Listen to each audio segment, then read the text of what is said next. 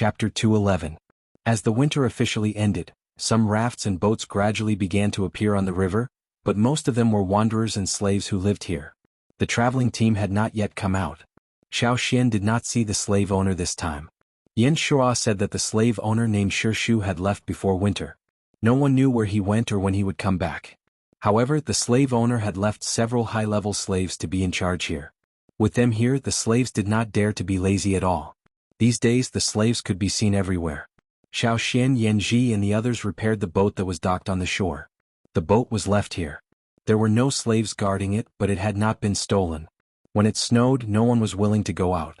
And when it stopped snowing, those who wanted to go out would give up when they saw Xiao Xian. "We'll leave tomorrow." After repairing the boat, Xiao Xian said.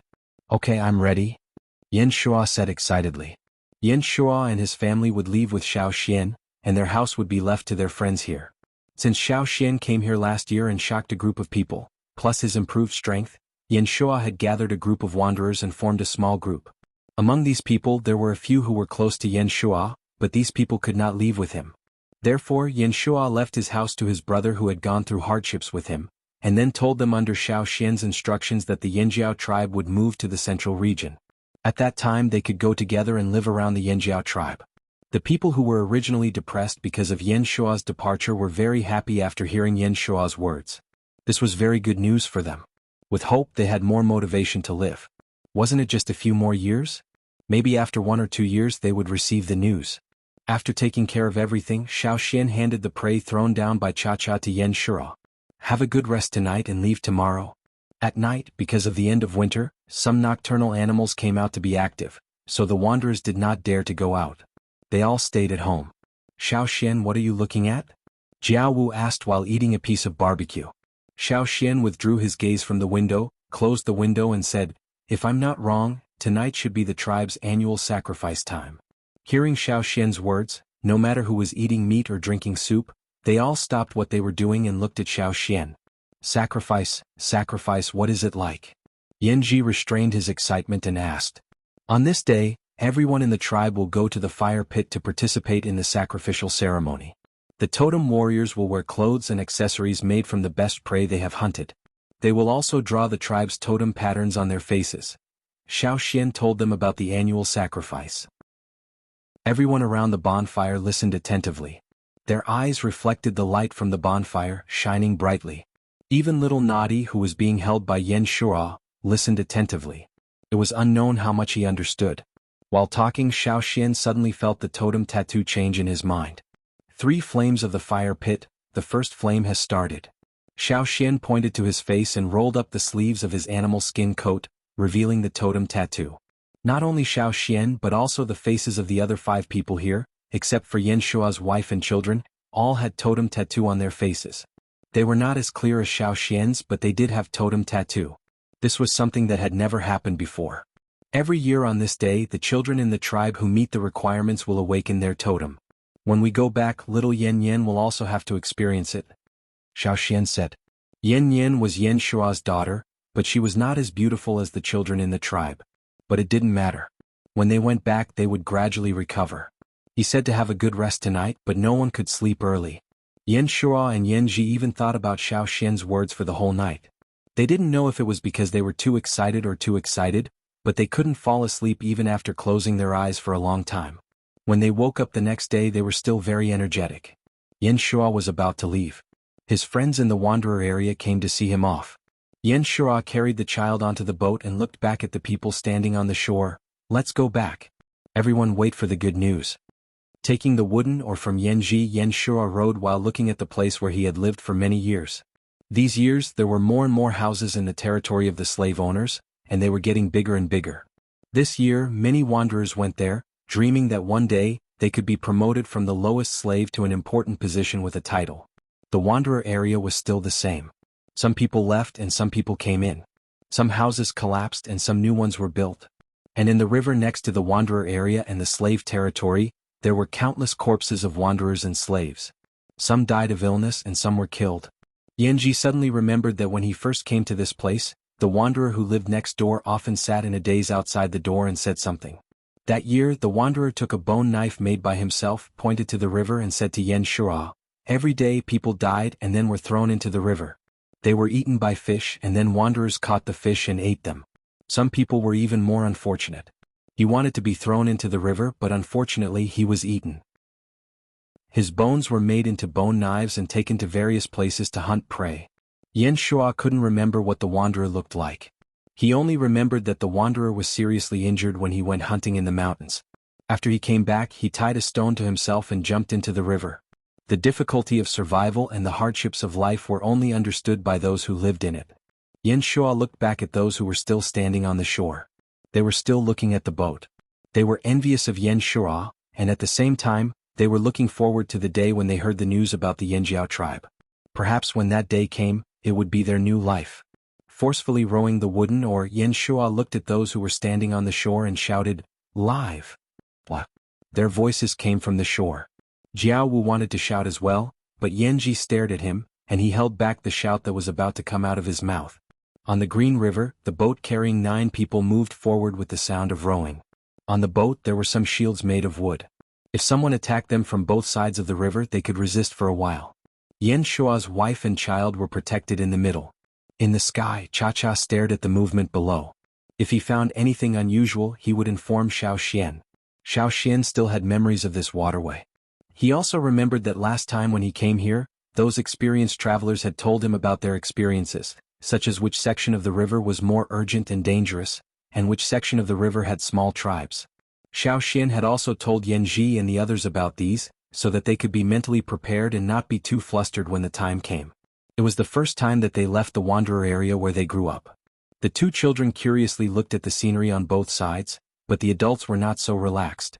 Because of Xiao Xian's warning they had to be vigilant. On the 3rd day after leaving the river fork, Xiao Xian saw the symbol of the Pu tribe. "We've arrived at the Pu tribe," Xiao Xian said, pointing to the totem carved on a protruding rock on the mountain beside the river. There were also totem warriors patrolling the border area of the Pu tribe. They did not remember Xiao Xian, but when Xiao Xian mentioned something about last year, the patrolling warriors recalled and seemed to have some impression. Seeing that Xiao Xian and the others did not seem to be a threat, a patrolling warrior said, "Come with me, I will take you to see Fan Ning." Winter was over, the temperature rose, and the traveling team began to prepare for the first trip of the year. Among the several groups of traveling teams, Fan Ning was letting someone inform his team of the plans for this year's trip. Hearing someone calling him from behind he turned around and saw Xiao Xian. Fan Ning remembered Xiao Xian, but he did not have a good face and looked indifferent. Xiao Xian did not care about Fan Ning's attitude. Anyway, Fan Ning had always been like this. After chatting with a few familiar faces, Xiao Xian went to find Zhao under the guidance of several people of the Pu tribe. It was the first time for Yanji and the others to enter a tribe, and it was not their own tribe. They were surrounded by totem warriors which made them very nervous.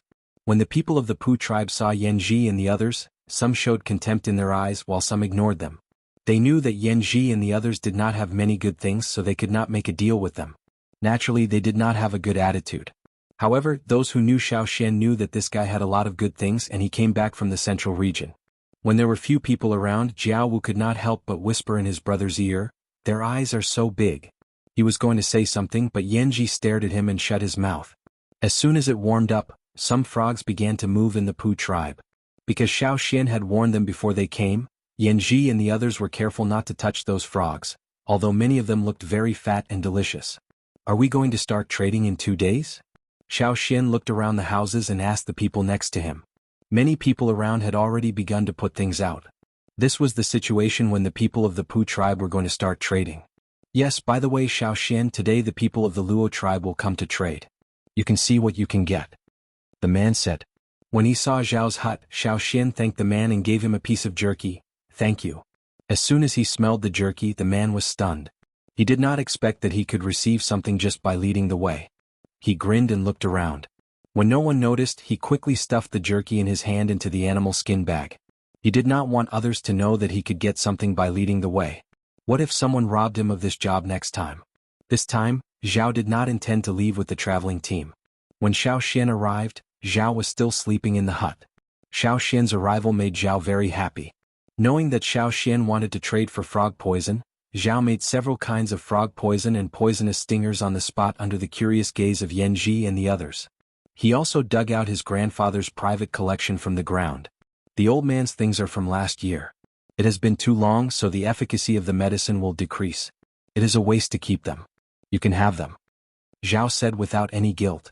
He was not worried that the old man would fly into a rage if he knew. Thank you. At this time there was a commotion not far away. It should be the people of the Luo tribe. You can trade for some fishing nets from them. Their fishing nets are very good. I have not seen what they used to make the nets. Zhao suggested. Okay, I will go and have a look. After Xiao Xian and the others left, Zhao yawned and planned to continue sleeping. Who was here? Where is my frog poison?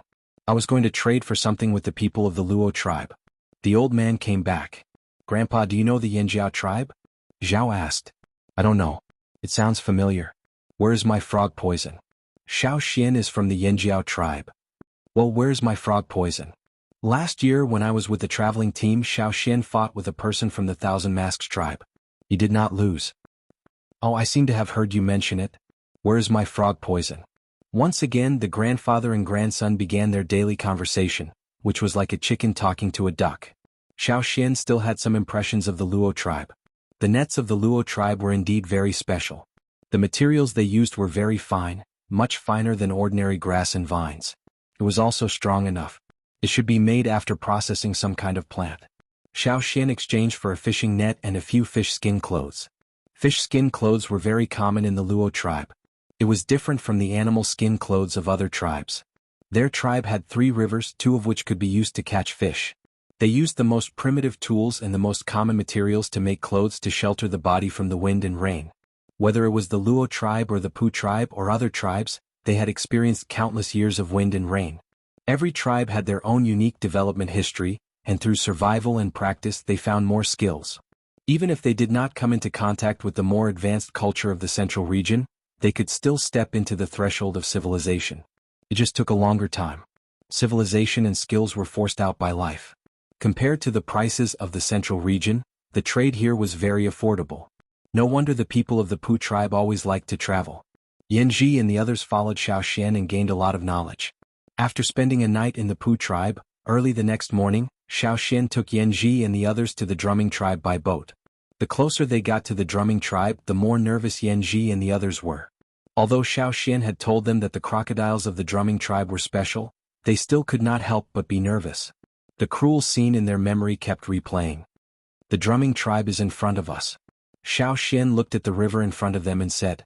Yanji and the others were even more nervous, glancing at the water from time to time. Wow! A figure jumped out of the water, and when he landed he floated on the river. Soon Yanji and the others saw a ferocious head covered with hard texture under the man's feet, and a pair of extremely indifferent eyes. Around the boat, there were many heads, pairs of yellow-brown eyes with vertical pupils and huge jaws. The boat was surrounded in the middle. Except for Xiao Xian, the others turned pale. The other party was a patrolling warrior of the drumming tribe. Compared with the people of the Pu tribe, the warriors of the drumming tribe had a much deeper impression of Xiao Xian. Oh, it's you. The other party's tone sounded warm and familiar, but the expression on his face made Yanji and the others nervous. They always felt that he was ferocious. After hearing the purpose of Xiao Xian's visit, the other party enthusiastically led Xiao Xian into the tribe. But when he smiled, the expression on his face looked more ferocious. While walking, Xiao Xian heard a cry that others could not hear. It was that little guy. When he saw him last year, he was just a fragile crocodile. In front of them was a figure with a pair of dark brown eyes. Although the figure was much bigger, Xiao Xian could recognize him at a glance. Little Yannian, come here. I will show you the crocodile. Chapter 212. It had been more than half a year since they last saw this crocodile. Now this crocodile was more than 2 meters long, growing faster than ordinary crocodiles. According to the people of the drumming tribe, these crocodiles would grow faster and faster, especially during the rainy season. Every time they left and came back, they would experience a crazy growth process. Little guy, long time no see. Xiao Xian looked at the crocodile and said. He also reached out and touched the hard skin on the crocodile's head. Seeing that Xiao Xian was so familiar with the little crocodile, the warrior who led them into the tribe smiled even wider, and his attitude became more enthusiastic. However, with their big mouths, Jianghu felt a chill run down his spine. These people's eyes were really like crocodiles. Jianghu and the others thought. If they saw the fighting state of the drumming tribe, this feeling would be even stronger. After a winter, although the temperature was warmer, it was not to the extent that they liked. However, in the drumming tribe, crocodiles could be seen everywhere. Several warriors of the patrol team protected Yanji and the others and led them into the tribe. If no one led them, the crocodiles would attack strangers and eat them as food. Some crocodiles floated up from the pool, coldly looking at the people passing by, and then sank back into the pool. Jianghu and the others were tense, but the two children's mentality was much better. They curiously stared at the large and small crocodiles around. Since they came to the drumming tribe, they naturally had to visit the chief and the shaman of the drumming tribe. Moreover, Xiaoxian had something to discuss with them. Last time when Xiaoxian came, the two had shown a friendly attitude, hoping that the two tribes could cooperate. This time Xiaoxian came to talk about cooperation. The shaman and the chief of the drumming tribe had received the report from the patrol team and were waiting outside the house. Standing outside the house to greet him instead of sitting inside showed the attitude of the shaman and the chief, showing that they valued Xiaoxian. Long time no see, Xiaoxian. The shaman of the drumming tribe looked at Xiaoxian and said, "Not too long, only half a year." Xiaoxian walked over and took out a piece of jade as a gift. Fan Mu took over the jade and felt a gentle warmth in his hand, which eased his irritable mood a lot. It was not that they had never seen jade before, but because the tribe was located in a remote area far away from the central region, and unlike the Pu tribe they did not like to travel far. In addition, the Pu tribe rarely brought jade back, so within the tribe, there were not many people who had seen jade. Only a few people with high status had seen it. The shaman of the drumming tribe looked at Xiaoxian with a more relaxed expression, not only because it was a gift from Xiaoxian, but also because he knew that before Xiaoxian left, he only had some water moonstones on him. For someone who could travel with the Pu tribe, wander around the central region and bring his tribesmen back safely, his strength should not be underestimated. As a shaman, what he saw was not only the immediate benefits, but also something that was more beneficial to the development of the tribe in the long run. Although the shaman didn't quite understand why the people Xiaoxian brought here looked like ordinary people who hadn't awakened, he knew it involved the secret of the Flaming Horns tribe, so he didn't ask in detail. He just asked people to take Yanji and the others to the next room to rest, and then he and Fan Mu took Xiaoxian into the room to talk in detail. Move the tribe. After hearing Xiaoxian's words, the shaman and the chief of the drumming tribe were very surprised. Generally speaking, unless there was a great change, the tribe would not move at will. The bigger the tribe, the more difficult it was to move. Yes. To be honest, our shaman and the chief have long wanted to move the tribe to the central region because the tribe used to be in the central region, but later left because of some things. When I go back this time, I will tell the shaman about the situation in the central region, and he will probably make the decision together with the chief. Xiaoxian explained, hiding something. If we move the tribe, we may land in the drumming tribe. At that time, I hope the drumming tribe can help us. I promise that we will not be a threat to the drumming tribe, nor will we invade and occupy the territory of the drumming tribe. Xiaoxian said. Whether they would invade and occupy, these were not things that they believed in Xiaoxian. After all, Xiaoxian was not the shaman, nor the chief of the Yanjiao tribe. As the chief of the tribe, Fan Mu and the shaman had to consider more. Xiaoxian was not in a hurry. He would stay in the drumming tribe for half a year until the end of the rainy season, which was also agreed by the shaman and Fan Mu. They would also make a decision in this half a year. After talking for a long time in the shaman's room, Xiaoxian came out and went to Fu Shi's house with Yanji and the others. Although they had not seen Xiaoxian for half a year, Fu Shi's family was still very enthusiastic and took out meat to entertain them. As a result, Yanji and the others saw the heroic and bloodthirsty people of the drumming tribe at the dinner table. Hearing Xiaoxian say that they would live in the tribe for half a year, and there was no place to live here temporarily, Fu Shi rolled up his sleeves and said, "I will help you build a house. Just build the one next to it. When Xinjia has a family and children, he can live there too." The houses of the drumming tribe were partly built on water. Xiaoxian was not familiar with this kind of building technique, so he really needed Fu Shi's help. But fortunately there were many people and Xiaoxian was strong enough to carry wood to build a house. After a day, a house about the same size as Fu Shi's house was built. There were 3 rooms in the house. One was for Yan Shua's family, one was for Yan Zhua and his wife, and the remaining one was for Xiaoxian and Yanji and his brother. They would live here temporarily so it would not be too complicated. Besides, they basically worked outside during the day so they would only live here at night to give their children a place to stay. Let's make do with it for now. Xiaoxian looked at the house and said, That. Jianghu pointed to the crocodiles swimming in the pool under the house and stammered. Wouldn't he have nightmares living here? It's okay. As long as you don't provoke them, they won't attack you. Xiaoxian said. Bang! Cha-Cha threw down a deer he caught from the forest and left.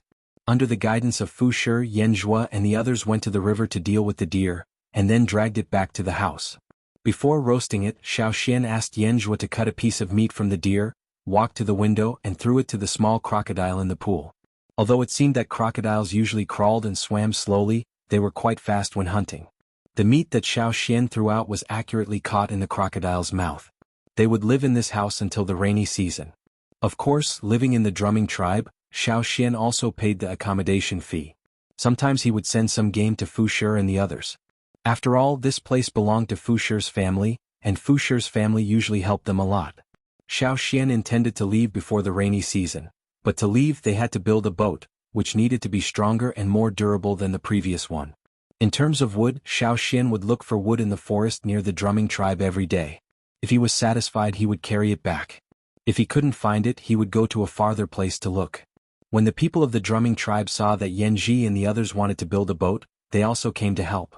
Of course, many of them were sent by the shaman to learn. They also wanted to learn some shipbuilding techniques. Although they usually used crocodiles as boats, sometimes they also needed such things. The boat looked much better than the rafts of the Pu tribe. The most important thing was that when they heard that the boat was commonly used in the central region, they became excited. Sometimes when Xiaoxian went out, many warriors of the drumming tribe would follow him. When Xiaoxian came back, they would also carry various kinds of wood. This shipbuilding was related to whether they could return to the tribe smoothly. Xiaoxian had already discussed the requirements of the boat and the hull design with Yanji and the others. There were no trees that were big and strong enough to make a canoe, so they could only use wood to make a boat. Yanji and the others also put all their energy into building the boat. It could be said that all their hopes were on this boat, so they couldn't be careless. They found a lot of things such as gum, glue, wooden nails, stone nails, fish skin, bamboo, rattan grass and so on. They tried them one by one and then used them on the boat. Without metal, it was naturally more difficult, so they needed to use more things to make up for it. Of course, they also needed a sail. On the way, Xiaoxian went to the Luo tribe several times. The gum and fish skin used by the Luo tribe were the things that Xiaoxian needed, as well as the materials to weave the net. Xiaoxian asked them to weave a more compact net, on which a layer of thin and strong fish skin, which was used by the Luo tribe to make summer clothes, was stuck. After paying them, Xiaoxian took the sail back. He also brought back some linen from the central region, and the fish skin sail was a spare.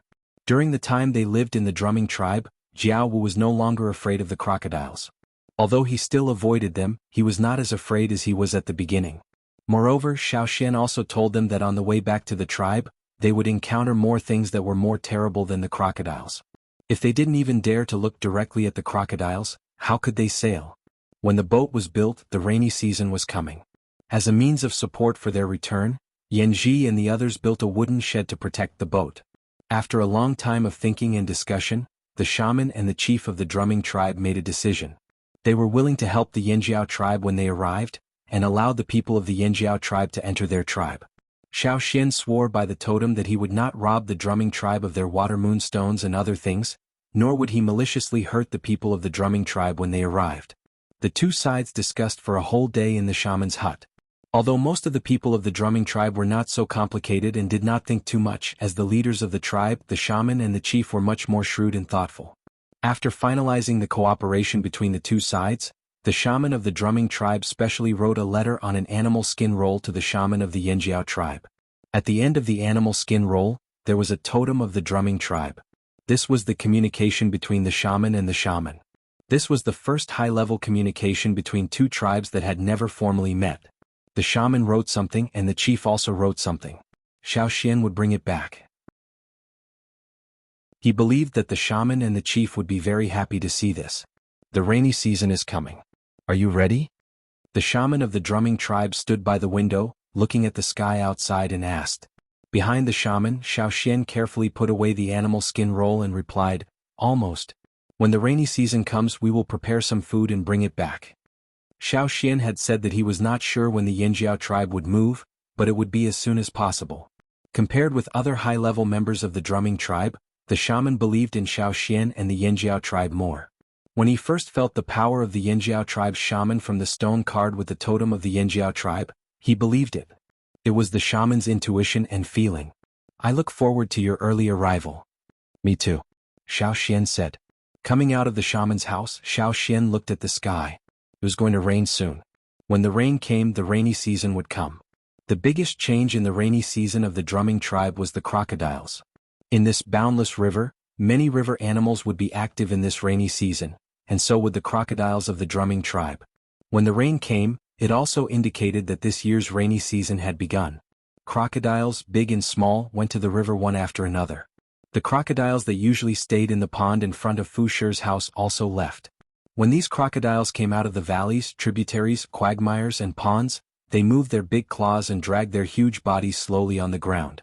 It was a spectacular scene. The little ones who didn't leave with the team last year could also leave this year after a year of growth. Because of the rain, Xiao Xian and the others didn't go out today. Looking at the crocodiles, big and small, passing by the house, Xiao Wu said, I don't usually see so many crocodiles. Because usually many of them don't come out, so you don't see them. Yanji said.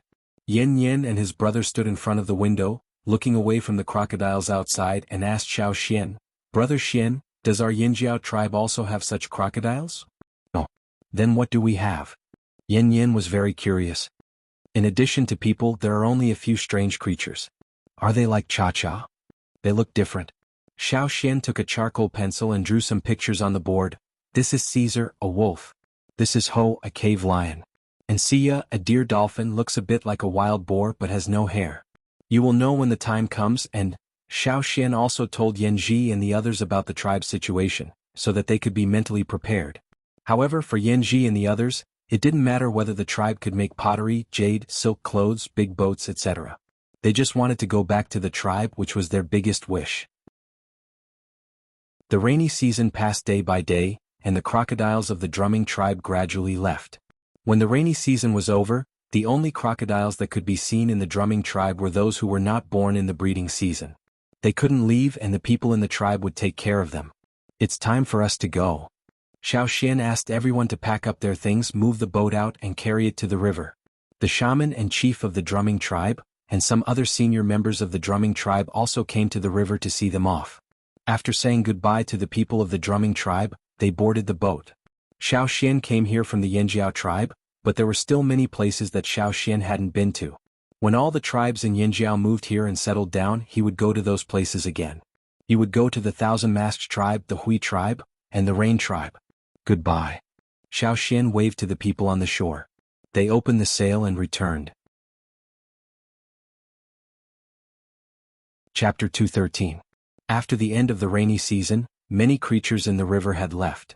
The most common ones in the river were the piranhas. Of course, there were also some inconspicuous small fish that could directly eat the giant fish, as well as some big fish that threatened the hull from time to time. Xiao Xian had already told Yanji and the others about the threats in the river. This time there were many people and not only Xiao Xian was rowing. Just like last year they used the sails, oars and cha-cha to pull them forward.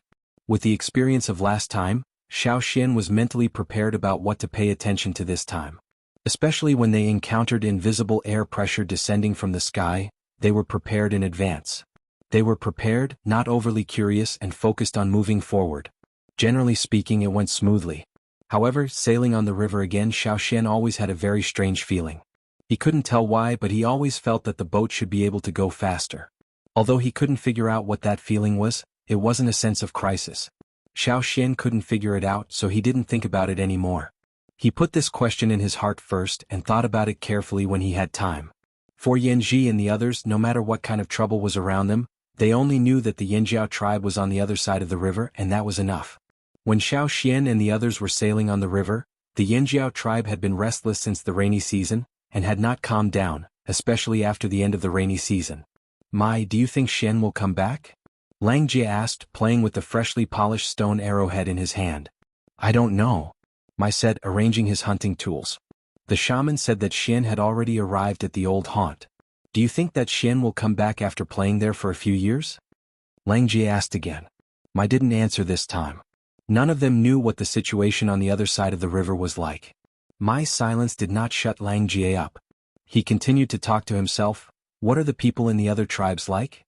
If Xian can come back safely this time, will we be able to go to the other side of the river like him next year, to the old haunt that the shaman mentioned? Lang Jie was not the only one who thought this way. Lang Gu's thoughts were also the thoughts of most people in the tribe. Over the past year the tribe had changed a lot. Just think about it a little and you would know. Even the two team leaders who had always been at odds with each other put aside their differences. In the past, there would have been a hunt after the end of the rainy season. However, this year the two team leaders were not in the mood to lead the team. After a discussion, the shaman and the chief agreed. Every day there would be quite a number of people loitering by the riverbank. The continuous sunny weather after the rainy season was supposed to be a good day for hunting and bathing.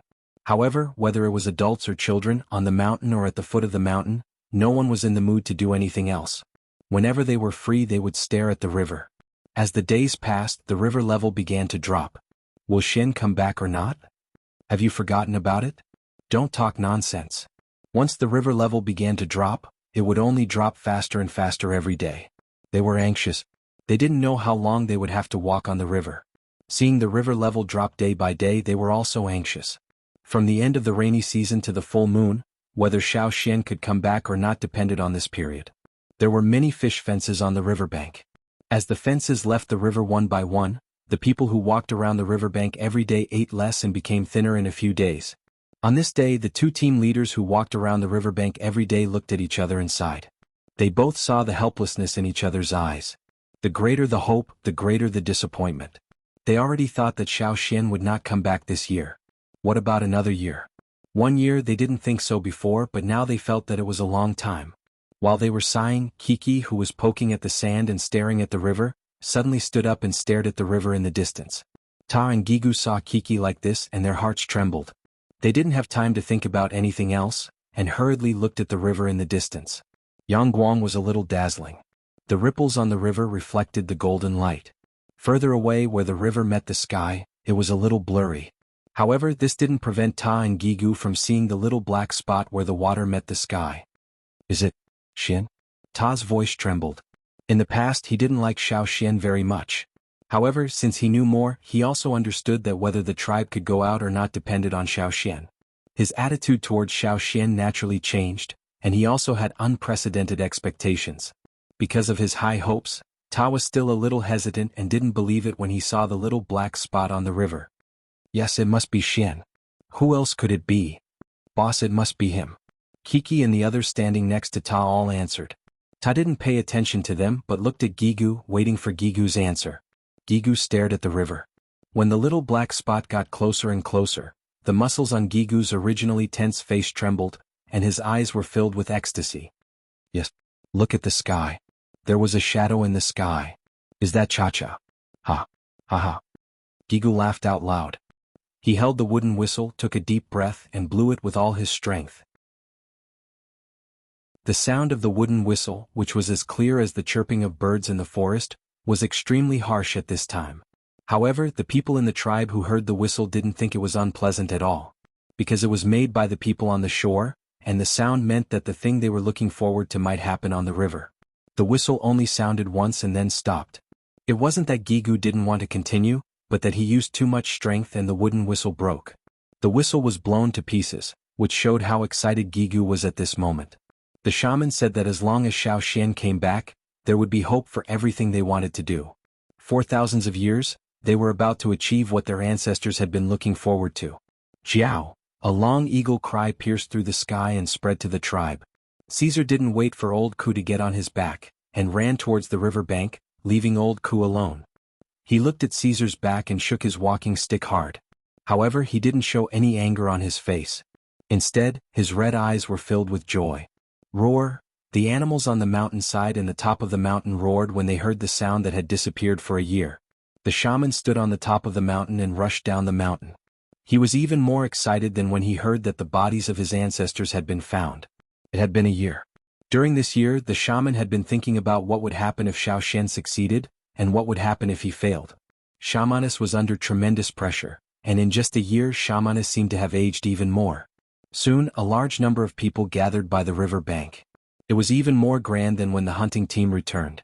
Almost everyone who could walk gathered by the river bank. Those who couldn't walk or were injured were carried by those who could walk. Standing at the front were the shaman, the chief, the team leaders, and some old men who had more power on the mountain.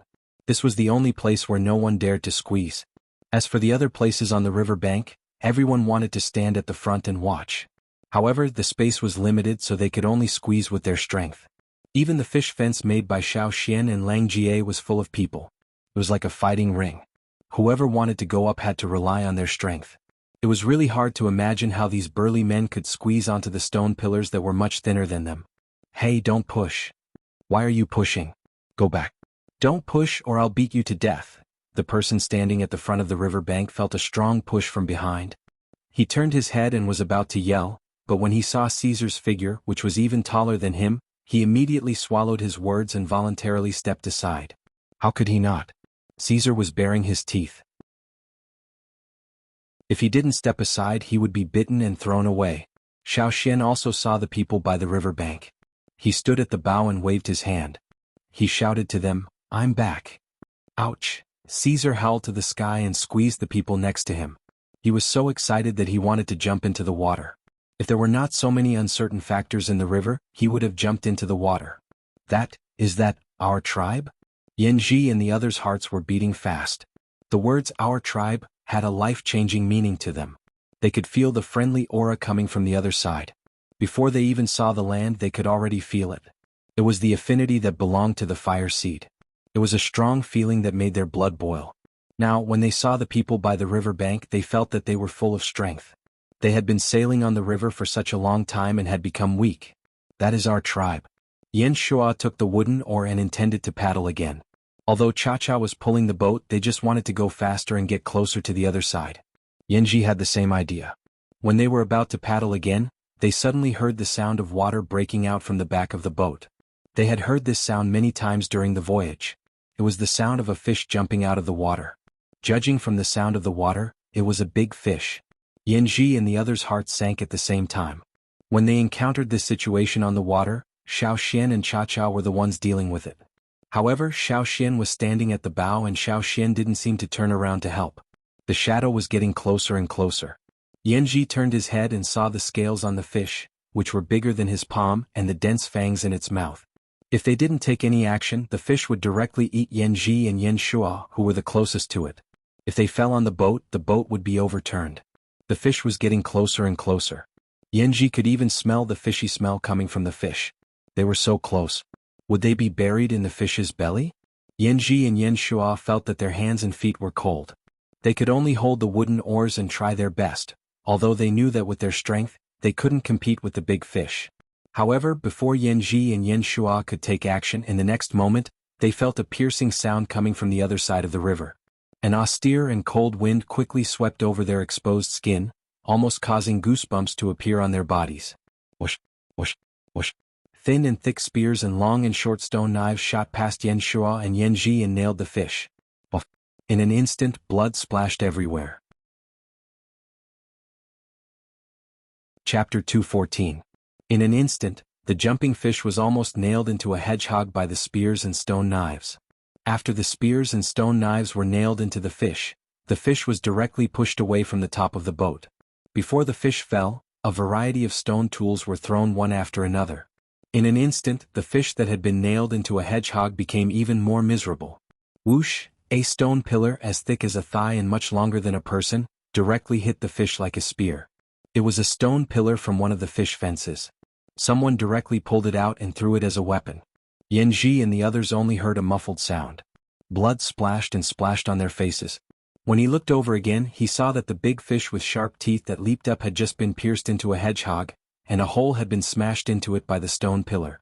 From the moment the fish jumped to the moment it fell into the water again, Xiao Xian didn't turn around as if he had known this would happen. Such a violent and bloody scene left Yanji and the others, in addition to the moment of shock, with unprecedented excitement. To put it bluntly, it was the feeling of having a backer. They were no longer a weak group. Behind them there were many people and even more powerful existences. Once, Yanji asked a man of the Longbow tribe what it was like to have a tribe. The good-tempered old man said to him, "It's like, when a crisis comes, if you can't deal with it alone, it's okay. Look back, there is a tribe behind you." Yanji still remembered the proud look in the old man's eyes when he said this. Although the old man had been bullied in the longboat tribe, he knew that sometimes, the tribe was his strongest support. And Yanji finally felt this kind of dependence and reliance. The splashing blood made the piranhas in the river more active. However, because of Cha-Cha's flying and pulling, the boat was quickly approaching the shore. The piranhas in the river temporarily focused on the same kind of people who had fallen into the water and were badly mutilated and couldn't be seen clearly. After not coming back for a year, Cha-Cha was more excited than Caesar. After going out for a walk, it felt that the tribe was better. It was more comfortable in the forest. When flying outside, it had to consider whether it was in someone else's territory. In addition, there were only two of them, Xiao Xian, and it had to think twice before doing anything. If it encountered any trouble, it could only solve it by itself. This feeling made it very uncomfortable, and the food it ate was not good. It felt that it had not grown much in the past year. Now that it was finally back, Cha-Cha's first thought was to improve its food. Looking at the fast-approaching boat, the people of the Yinjiao tribe were very happy. There were several people behind Xiao Xian. This was the first time they saw other people besides the people who grew up in the tribe. As the boat quickly approached, the shaman looked at Cha-Cha, who forgot to slow down in the air, and asked the people to quickly get out of the way. "Hurry up, let's get out of here." Since the shaman had spoken, the people naturally obeyed, and the crowd immediately opened up a gap. As a result, the place in the straight line of the boat's route was quickly cleared. The boat rushed straight to the shore and the sand was splashed up. The people who were close to the boat were splashed with smelly mud, but they did not mind. They raised their hands to wipe the mud on their faces, smelled it and grimaced in disgust. They wiped the mud on their arms, on their bodies, and continued to chase the boat. "Cha-Cha, stop. Loosen the rope on your claws." Xiao Xian shouted into the air. Caesar was already dragging the stern of the boat from behind, slowing down the speed of the boat after it went ashore. Feeling the pull from his claws and hearing Xiao Xian's shout, Cha-Cha, who was immersed in the joy of returning and thinking about the various prey in the forest, finally came back to his senses. Loosening the rope on his claws, Cha-Cha saw Old Ku slowly limping over from behind. He immediately flew towards Old Ku. Looking at Cha-Cha in the sky, Old Ku sighed in his heart. He felt like a child who had finally grown up and was finally back from a trip. However, before Old Ku could finish his thoughts, Cha-Cha grabbed him and lifted him up. Old Ku was speechless. On the other side, Xiao Xian jumped down from the boat that had stopped. He patted Caesar's wolf head, and then walked towards the shaman and the chief. "I'm back. It's good that you're back. It's good that you're back." The shaman's face wrinkled with a rare smile. The shaman didn't ask too much at this moment. He just exchanged a look with Xiao Xian. Xiao Xian patted the animal skin coat on his chest, and the wrinkles on his face deepened. The people in the tribe had too many questions to ask Xiao Xian, but Xiao Xian didn't have time to answer them one by one. After greeting Mai Langjie and the others, he saw Old Ku put down by Cha-Cha. Without saying anything, Xiao Xian gave Old Ku a hug. "Welcome home." Old Ku's eyes were glistening with tears and he said with a smile. After greeting the people in the tribe, Xiao Xian didn't forget to introduce Yanji and the others, but he didn't go into details. He only said that they were tribesmen who had been stranded outside and hadn't fully awakened. The shaman and Chief Ao knew that there must be more to it, but now it was not the time to ask for details. Seeing the shaman and Chief Yanji and the others were at a loss. They were so excited that they didn't know what to say. Although Xiao Xian had told them about the tribe's etiquette, they were so excited that they forgot it. Seeing them like this, the shaman and chief didn't blame them. "Ta Gigu, you two take them to have a rest. This trip is too tiring. Let them have a rest." Ao said. "Yes." Even though Xiao Xian said that Yanji and the others hadn't fully awakened and were very weak, the two team leaders didn't mind. They ordered their subordinates to prepare some food for ordinary people. They couldn't eat ominous beast meat for the time being because they couldn't bear it. When Ta and Gigu took Yanji and the others up the mountain, an enthusiastic ant squeezed through, lifted the burly Jianghu with one hand, weighed him and said regretfully, "Not strong enough." "Jianghu." After saying this, the ant patted Jianghu's shoulder with a very warm smile, and said earnestly, "Young people eat more meat." Some people around put food in Yanji and the others' hands, but the team leaders said that they hadn't awakened, so some things couldn't be eaten. Was a pity. The people who stayed on the shore surrounded the boat that was anchored on the shore. "Hey, is this also a boat?" "Of course it is a boat. But it looks better than the one we made last year." A totem warrior didn't control his strength well, and pinched a crack in the wooden boat that had just been through wind and waves. He quickly withdrew his hand. It looks good but it's not strong enough. Let's make a strong one like this in the future. Yes, yes. The people around the boat nodded. Xiao Xian said a few words to old Ku, and then went up the mountain with the shaman and the chief. The people who wanted to ask about the affairs of the other tribes had to wait for a while.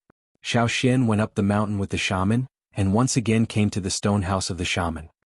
He went in with familiarity, poured himself a glass of water and gulped it down. Then, under the expectant eyes of the chief and the shaman, he took out an animal skin bag from his animal skin coat, and took out 4 animal skin rolls. These 2 were written by the shaman and the chief of the drumming tribe respectively. This is a map I drew. There have been a lot of changes over there, so I'm afraid that the maps left by the ancestors can't be used anymore. But the time is too short, so I can't go through many places, so it's not specific enough. The last one is the summary of my trip. After giving the 4 animal skin rolls to the shaman and the chief, Xiao Xian took out some small gifts he brought back, such as shell coins, jade, water moonstones, etc. He wrote down the origins and uses of these things on the last animal skin roll. After putting down the things, Xiao Xian didn't stay for long, and went down the mountain to rest. After such a long time of sailing on the water, he had to protect Yanji and the others. Xiao Xian consumed a lot of energy. After the excitement of coming back, he felt more tired. He needed to have a good rest tonight. If there was anything else, he could talk about it tomorrow. And the things he left behind were enough for the shaman and the chief to discuss for a long time. After Xiao Xian left, the shaman and the chief tremblingly picked up the animal skin rolls given by Xiao Xian, and carefully read the last one. This was the first time they came into contact with things outside the tribe. That night, the shaman and the chief gathered all the prestigious people in the tribe to discuss the migration of the tribe. In fact, it was not a migration but a return. Now there was finally hope to return to the old haunt. Chapter 215. Xiao Xian's return changed the atmosphere of the tribe once again. The people in the tribe had doubts before, but now they were very sure and looking forward to it. In the morning, Xiao Xian walked out of the door, felt the yang-guang in the sky and stretched. The soup is ready and the meat is almost done. Eat it before you go up the mountain. Old Ku said in the house. He had prepared the food early in the morning and started to polish the stone tools. Okay, Xiao Xian answered. After a night of rest, all the fatigue from sailing on the water had disappeared, and he was very energetic. It felt like he hadn't slept so well in a long time. Because he had told the shaman yesterday that he would go up the mountain to discuss today, Xiao Xian did not delay any longer. He took the roasted meat that was almost done, poured a bowl of soup and ate it.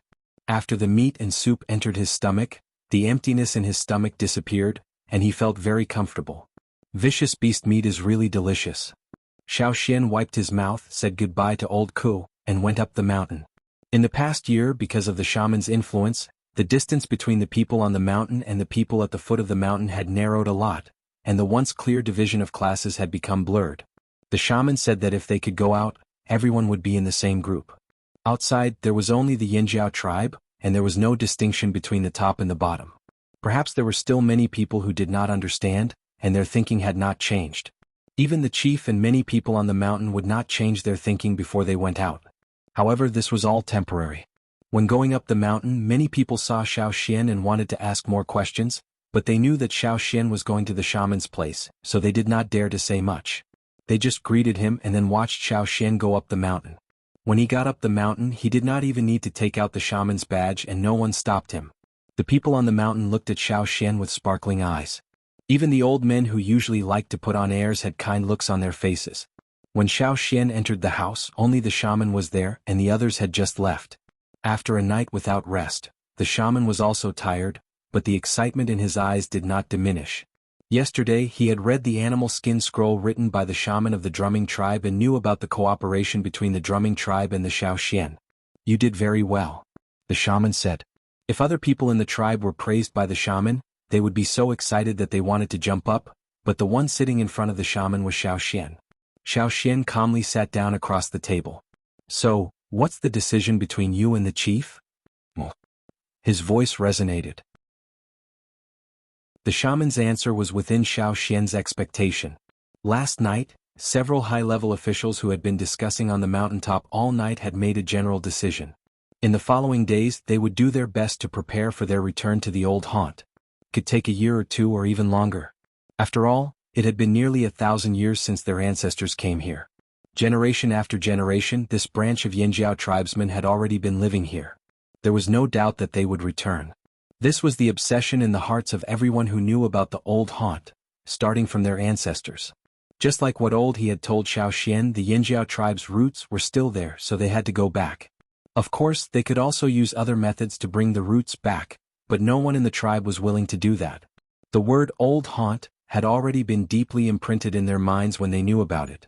You mean, everyone in the tribe will move there? Xiaoxian asked. Everyone. The shaman's tone was very certain. The fire seed was there and the tribe was there. If they moved the tribe, the fire seed would naturally be taken with them. If the fire seed was taken away, everyone in the tribe would have to take it with them. Without the fire seed, it would not be so peaceful. The nearby ferocious beasts would slowly infiltrate this place. The fire seed's deterrence to ferocious beasts was not to be underestimated. Just like in the old haunt, even if it was just an underground fire vein, ferocious beasts rarely appeared there. What about here? Xiaoxian asked. To be honest, Xiaoxian was quite reluctant to leave this place. Compared to the other side of the river, this side of the tribe was really quite peaceful. Where there were people, there were disputes. Most of the time it was not only about killing and robbing but also more complicated. Would people who had lived here since childhood be able to adapt to the life there? Xiaoxian was really worried about this. This is our way of retreat. The shaman stood at the window looking into the distance. If we can't establish a foothold in the old haunt, we will retreat again and recuperate. When we are strong enough, we will go back. The shaman's idea of going back was very firm, probably because of the things left by the ancestors, the influence of those words, and also because of the shaman's duty. Communication with other tribes will promote the progress of civilization. This is good. However, the temperament of the tribesmen was relatively simple and still needed to be trained. The shaman looked in the direction of the river. We have to go out first. Once we go out, we will naturally adapt. If they couldn't adapt, as he said just now, they would retreat, recuperate, and recuperate. By the way, did you read the animal skin roll I gave you yesterday? Xiaoxian asked. Yes. Because he had read it, the shaman thought a lot, and his desire to go back was even stronger. The Yinjiao tribe should not be forgotten as a strong warrior in the central region. Xiaoxian alone was far from enough to let more people know about the Yinjiao tribe. Although I don't have much contact with the big tribes in the central region, I know that there are many strong warriors in each tribe. Strength? As far as I know, although there are not many senior totem warriors in each tribe compared to our tribe, there are still a lot. After all, the population of our tribe is still too small.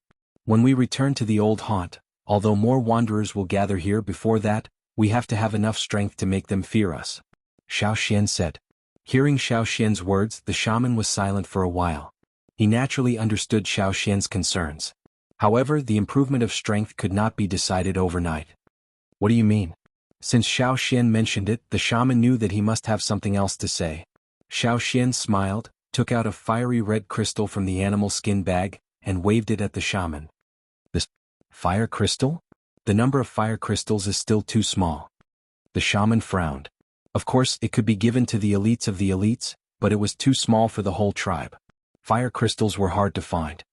People in the central region rarely eat ferocious beasts. Most of their food is grown and raised, not ferocious beasts.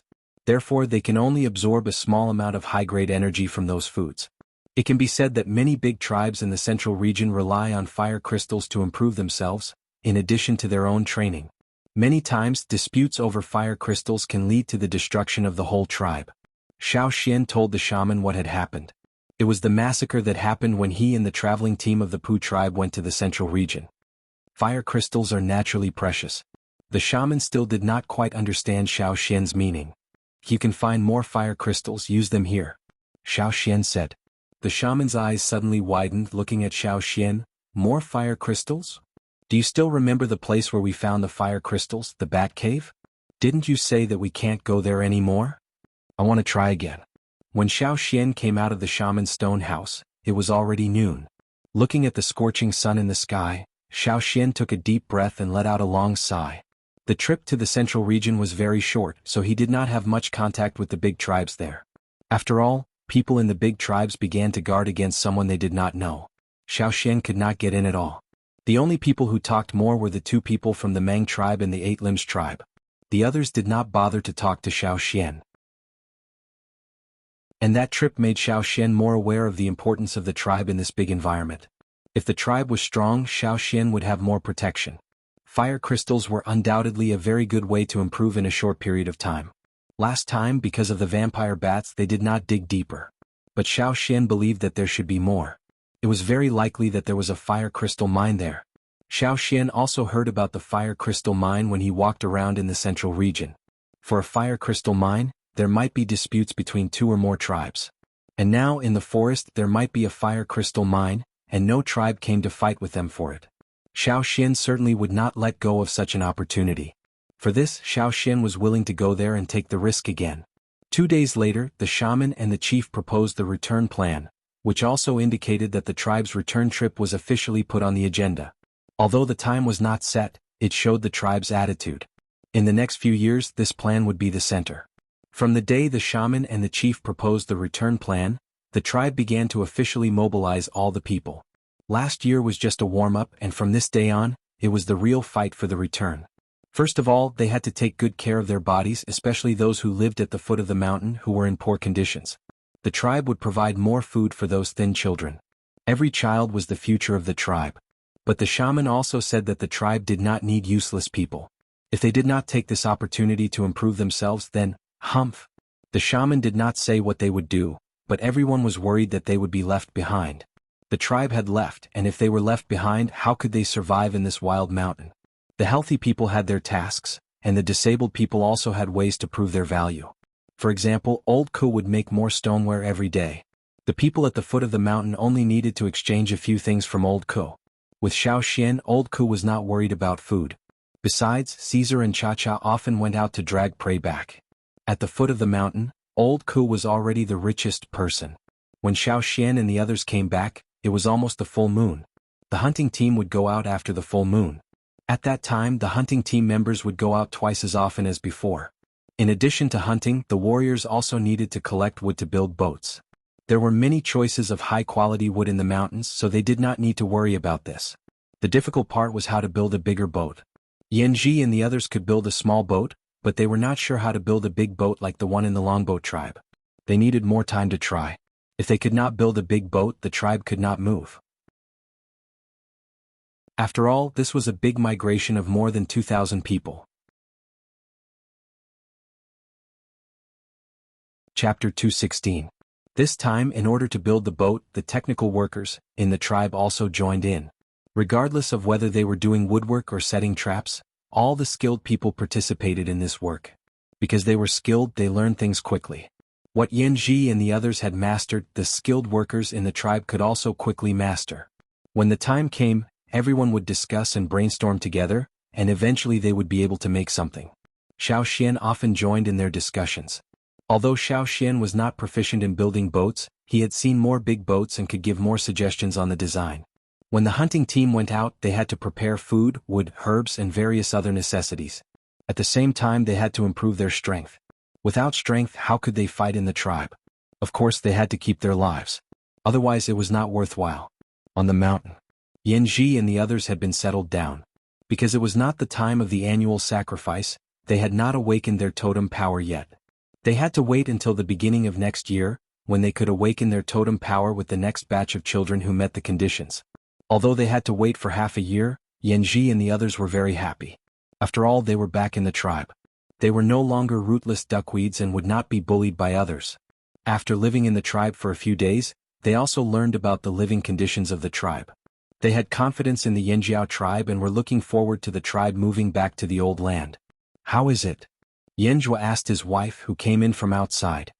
He knew that his wife had been trying to make pottery these days. Yanjun shook her head. It can't be done. The eyes of the several old men sitting next to her also became gloomy. As Xiao Xian said, even if they had the technology of making pottery, they could not make pottery here. What they made was either broken or fragile. It was no wonder that in the past 1,000 years, the Yanjiao tribe had basically used stone tools. It's okay, Xing suppressed his disappointment and said with a smile. When we go back to the old land, we will try again.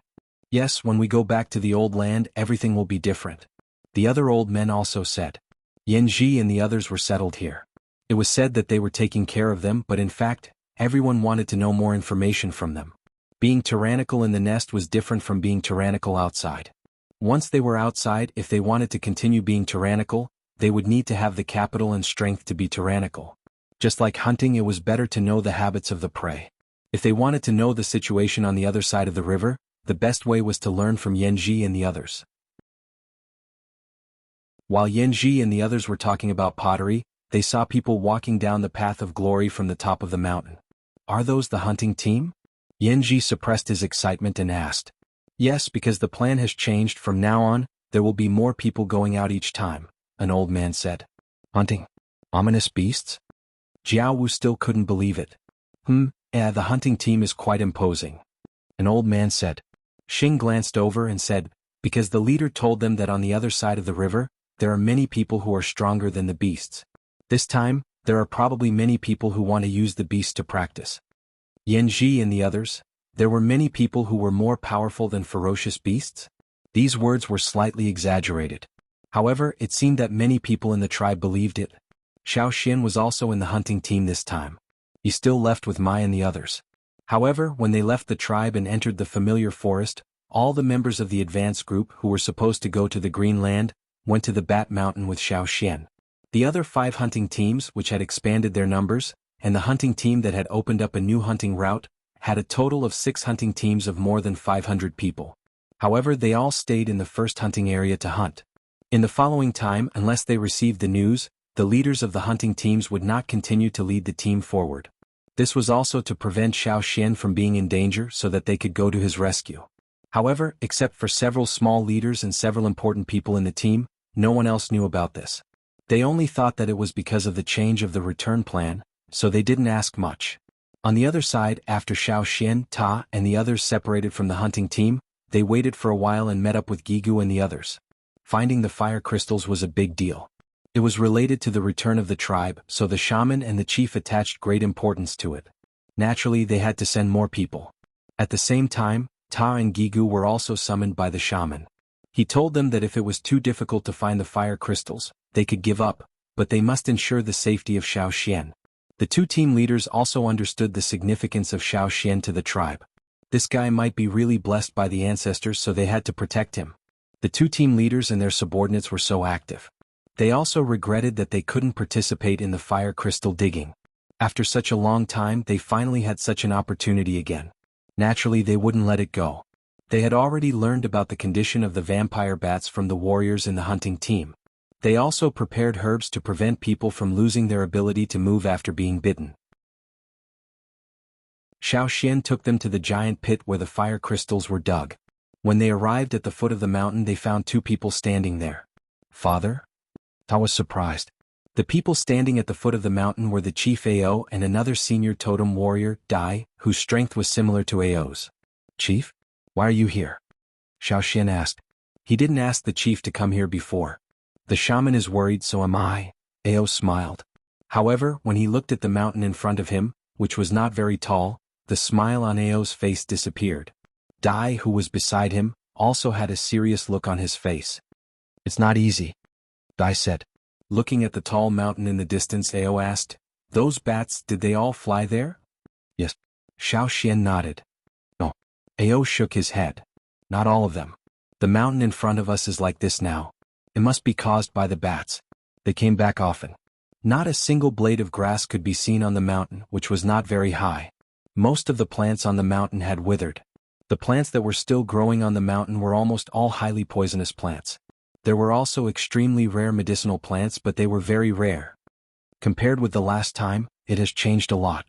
Xiao Xian said, the last time I came here, it was not so serious.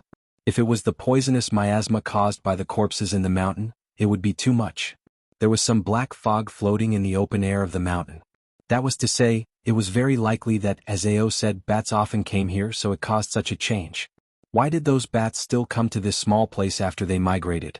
Logically speaking, with a new and bigger place, why did they still stay in this small place? It should have been abandoned. Is there really a fire crystal mine here? Ta's eyes flashed. Anyway, let's go in and have a look, Ao said. Wearing the rattan mask, they went to the giant pit on the mountain. For the tribe, even if it was dangerous, they had to go. Chapter 217. This time Cha-Cha and Caesar came with them. Cha-Cha was searching in the sky. If he found anything unusual he would warn Xiao Xian. Walking from the foot of the mountain to the top, they were surrounded by black miasma. If a junior totem warrior was here he might not be able to withstand it. Even Kiki and the others felt a little uncomfortable. Xian, did you encounter this when you came here last time? Kiki asked. No, last time there was only miasma in the cave. Outside the mountain there was grass and other plants. Xiao Xian said. But now as far as they could see there were almost no trees. Even if there were, they were dead and rotten, not to mention the fresh green grass. It was all because of the miasma. Everyone was slightly nervous. They knew that the mission this time was not simple. While walking, Xiao Xian stopped and listened carefully. It was like the sound he heard when he came here last time. There was a rhythmic sound of air flow like someone was breathing. What's wrong, Xian? Gigu, who was walking behind Xiao Xian, asked confusedly.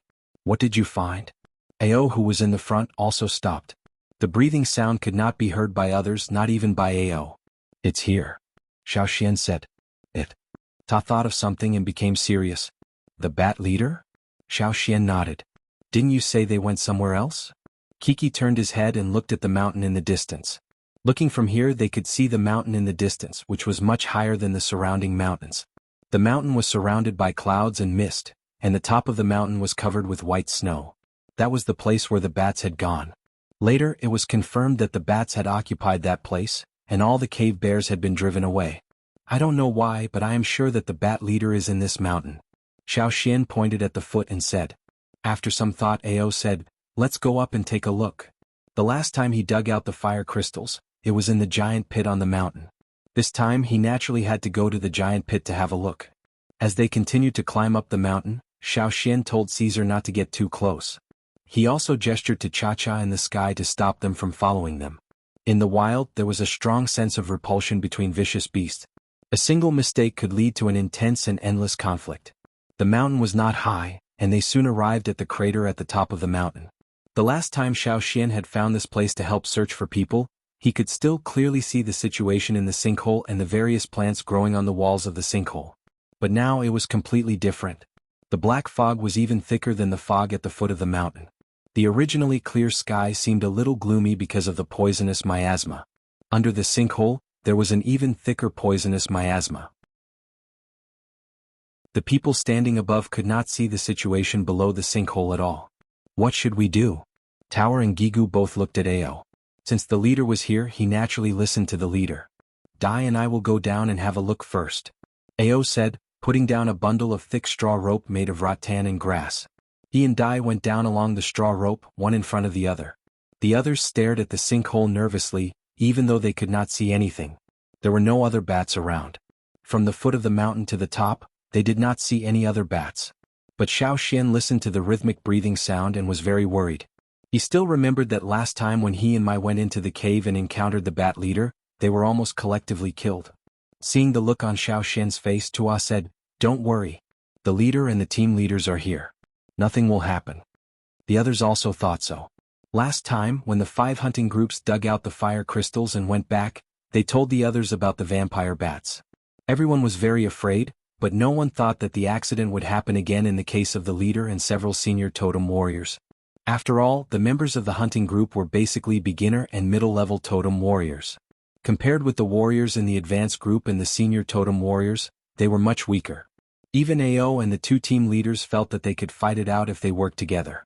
Only Xiao Xian was not so optimistic. They waited for a while but did not hear anything below. Ao and Dai, who went down to check, also came up. They did not have any other injuries. I didn't see anything. Only some ferocious beast corpses. Ao said. Ferocious beast corpses? They did not see them last time. Anyway, let's go down and see if there are any fire crystals. Dai said. Tower Gigu Wei. Ao pointed to 5 people. Go in with me and Dai. Shen, you go with us. The rest of you will stay outside and listen to the whistle when the time comes. Yes. The people Ao pointed to were all senior totem warriors. Xiao Xian, who could sense the fire crystals, naturally had to go down. He was the only intermediate totem warrior, so he was protected in the middle. Walking down along the straw rope, Xiao Xian felt more and more confused. Something is wrong, Xiao Xian said. The others did not say anything, but Xiao Xian knew that they were listening. After carefully checking around and finding no other creatures, Xiaoxian said, "Last time we came here, the giant pit was not so deep." When his feet finally touched the ground, Xiaoxian checked around again. Still he found nothing. The sound of breathing was still clear, but even Xiaoxian could only hear the rhythmic breathing sound. He could not judge the specific direction, whether it was far or near. The feeling of uneasiness was getting stronger. At this time it was noon. In the forest outside, Yangguang was shining brightly. However, in the giant pit, it was as dark as night. The black miasma in the giant pit almost blocked the light from above. Fortunately, the people who came down had better eyesight than the others, so they could see the surrounding situation with the dim light. However, they could only see part of it and could not see further. The thick miasma still affected their vision. The stink was not strong, but it made people feel dizzy. They did not know whether it was the smell of the miasma or something else. He stuffed a stalk of herb into his mouth and chewed on it. The bitter and refreshing taste stimulated his nerves, clearing up his somewhat dizzy mind. No wonder the chief did not allow Kiki and the others to come down. Even intermediate totem warriors like Kiki and the others could not stay awake all the time. While thinking, Gigu turned his head and saw Xiaoxian, who was carefully checking around. His idea was stuck. He was also an intermediate totem warrior, but he looked very sober. Compared with the last time he entered the Bat Cave, Xiaoxian's immunity to the miasma was much stronger this time. Even if the miasma here was thicker, he could still stand it. There are great changes here. Xiaoxian lowered his voice and said. The last time they were here, the 5 hunting groups had left many holes because they were digging for fire crystals. Now there were also pits on the ground, but they were much bigger than those left by the last hunting group. Looking carefully, there were some deep claw marks beside those pits. It was easy to guess who had caused them. However, looking at those claw marks, if it was the bat leader, it had grown a lot. In the giant pit there was a stinky smell. There were many corpses around. Some only had skeletons left and some still had fur, but they looked very shriveled, as if all the water in their bodies had been sucked away. No matter the skeletons or those with fur, they were all large ferocious beasts. Did it do it? Ao asked Xiaoxian in a low voice. Yes, it should be. The bat leader was most likely to be the culprit. However, they didn't know why the bat leader would come back here after taking its brothers to fight for territory. It seemed that it had stayed here for a long time. Judging from the skeletons, it must have been here for more than a year. How strong was the bat leader that could catch these large ferocious beasts as food? Everyone was on high alert. Then, where are the fire crystals? Xian, can you find them? Ao asked. This was the primary purpose of their trip. The others also pricked up their ears, waiting for Xiaoxian's reply. Yes. Xiaoxian said. Where are they? Ao suppressed his excitement and asked in a low voice. Right under your feet. Xiaoxian said doubtfully, there is one 10 steps to the right of team leader Ta, and there is one not far behind team leader Gigu. It was not like this before. So many? Ao immediately bent down, intending to dig with his knife. However, when he moved his feet, he felt that he had stepped on a hard block. He dug the soil with his knife and saw the crystal with a very familiar texture. Although he couldn't see clearly because of the light, Ao was sure that this was the fire crystal. Ao Ding Ding held his breath and looked at the thumb-sized crystal under his feet. This was the biggest fire crystal he had ever dug up in his life. When he was young, he had dug it up once by chance. It was completely out of luck. Many people couldn't dig it up even once in their lives, but he had encountered it. But at that time he had only dug up a very small piece. Even so, he had been excited for a long time. But now, looking at the crystal under his feet, Ao still couldn't believe it. So simple? Such a big piece of fire crystal was found by him? Even as the leader, Ao couldn't react for a while. The so-called digging, was this how he dug it up? No. Just as Ao picked up that piece of fire crystal, a strong sense of crisis suddenly struck him. Be careful. Ao and Xiaoxian almost shouted at the same time. However, the next moment they found that their vision blurred, and they suddenly felt that their heads were about to explode. Their vision, hearing, and so on all disappeared at this moment. After a few seconds they calmed down again, but everything around them seemed to have lost its sound. Ao Ning saw that Xiaoxian, who was not far away, was saying something with his mouth wide open. Dai, who was next to him, was holding the huge stone hammer, and his mouth was opening and closing. Everyone seemed to have lost their sense of hearing at this moment. They couldn't hear other people's voices or the sound of the outside world, but they could clearly hear their own heartbeats. Bang, bang. Following his intuition, Ao looked in one direction. Over there, a black shadow was approaching them quickly. He could see the folded wing arms and powerful hind legs of the other side. The figure was tall, but it seemed to be extremely light. There was no vibration under its feet at all. When it came closer, Aoning saw its big open mouth, and its nose and throat were moving strangely. This should be the reason why they couldn't hear the sound. Bat Leader. At this moment, the first thing that Ao thought of was not how to hide the fire crystal, nor how to fight against the fast-approaching big guy. Instead, he rushed to Xiao Xian, grabbed Xiao Xian's collar, and threw him to the place where the rattan grass was placed before. Here they couldn't hear any sound. Ao was not sure whether the people above the giant pit could hear the movement in the giant pit. What he needed to do now was to let Xiao Xian stay away from the battlefield, and then unite with the other 6 people to fight against the big guy. Xiao Xian was thrown out of the battle circle by Ao. Without Ao Duo's instruction, the others were ready to fight. The 7 people were all experienced totem warriors, and they were all the leaders of the hunting team. Everyone knew what they were facing now. This was a more powerful ferocious beast than the ones they had encountered in the forest before. A top ferocious beast. They must work together and do their best to kill this ferocious beast in the shortest time. Dai, who was closest to the bat leader, took action before the others. Deep flame lines appeared on his thick arms, and his arms swelled up and became thicker. He held a stone hammer that was as tall as a man, but it seemed that he could not feel the weight of the stone hammer. He moved quickly and swung it toward the bat leader. When he swung it, Dai's arms had accumulated all the strength in a very short time, and he suddenly smashed it down. If there was no interference from the bat leader, they could still hear the whistling sound of the stone hammer, as if it would forcibly break the air. Visible ripples spread from the collision, and the surrounding poisonous miasma seemed to be forcibly squeezed out of that small area at that moment. There were no splashing stone chips and no sound of impact. However, at that moment, everything seemed to be frozen. When the stone hammer hit, the bat leader raised its folded wing claws and blocked the thunderous blow with its wings as a shield. While Dai Chao attacked the bat leader, the others also took action. Gigu's knife was directly bitten by the bat leader. The stone knife, which was bitten by the bat leader's teeth, seemed to be nailed there. No matter how hard Gigu tried, he could not pull it out. Ta Wei and the others who were attacking at the same time, were directly hit by the bat leader's wings before they could get close. Dai, who had swung the hammer twice, was hit on the wall of the pit, and his whole body was embedded in the wall. If it were not for his strong body, he would have been directly smashed into a meat patty. Ao, who had thrown Xiao Xian out, went to the side, and the totem power in his body was instantly mobilized to the peak state. With a twist of his wrist, the spear in his hand rotated at a high speed, and the flowing air became sharp, tearing the surrounding poisonous miasma, and piercing directly toward the bat leader's neck. However, the long spear in Ao's hand did not touch the side neck of the bat leader. Instead, it was pinched by the strange-looking wing claw. It used an even more powerful force to stop the swift and violent attack.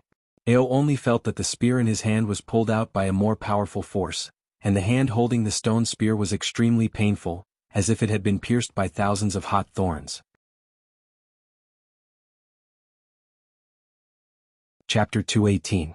7 senior totem warriors, who were almost the most powerful people in the Yanjiao tribe, attacked with all their strength. However, after a short fight, all of them collapsed. It was completely one-sided. What Xiao Xian was worried about happened. This was indeed the bat leader from before. However, compared to the time when it had transformed and broken out of its shell, it had become much stronger. If it had just transformed, Ao and the other 6 people would have been able to fight it. However, it was different now. No one had expected that such a ferocious beast could grow so fast.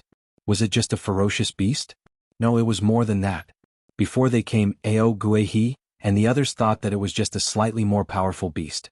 They did not expect that this beast had already started to move towards the king level. Moreover, it had taken quite a big step.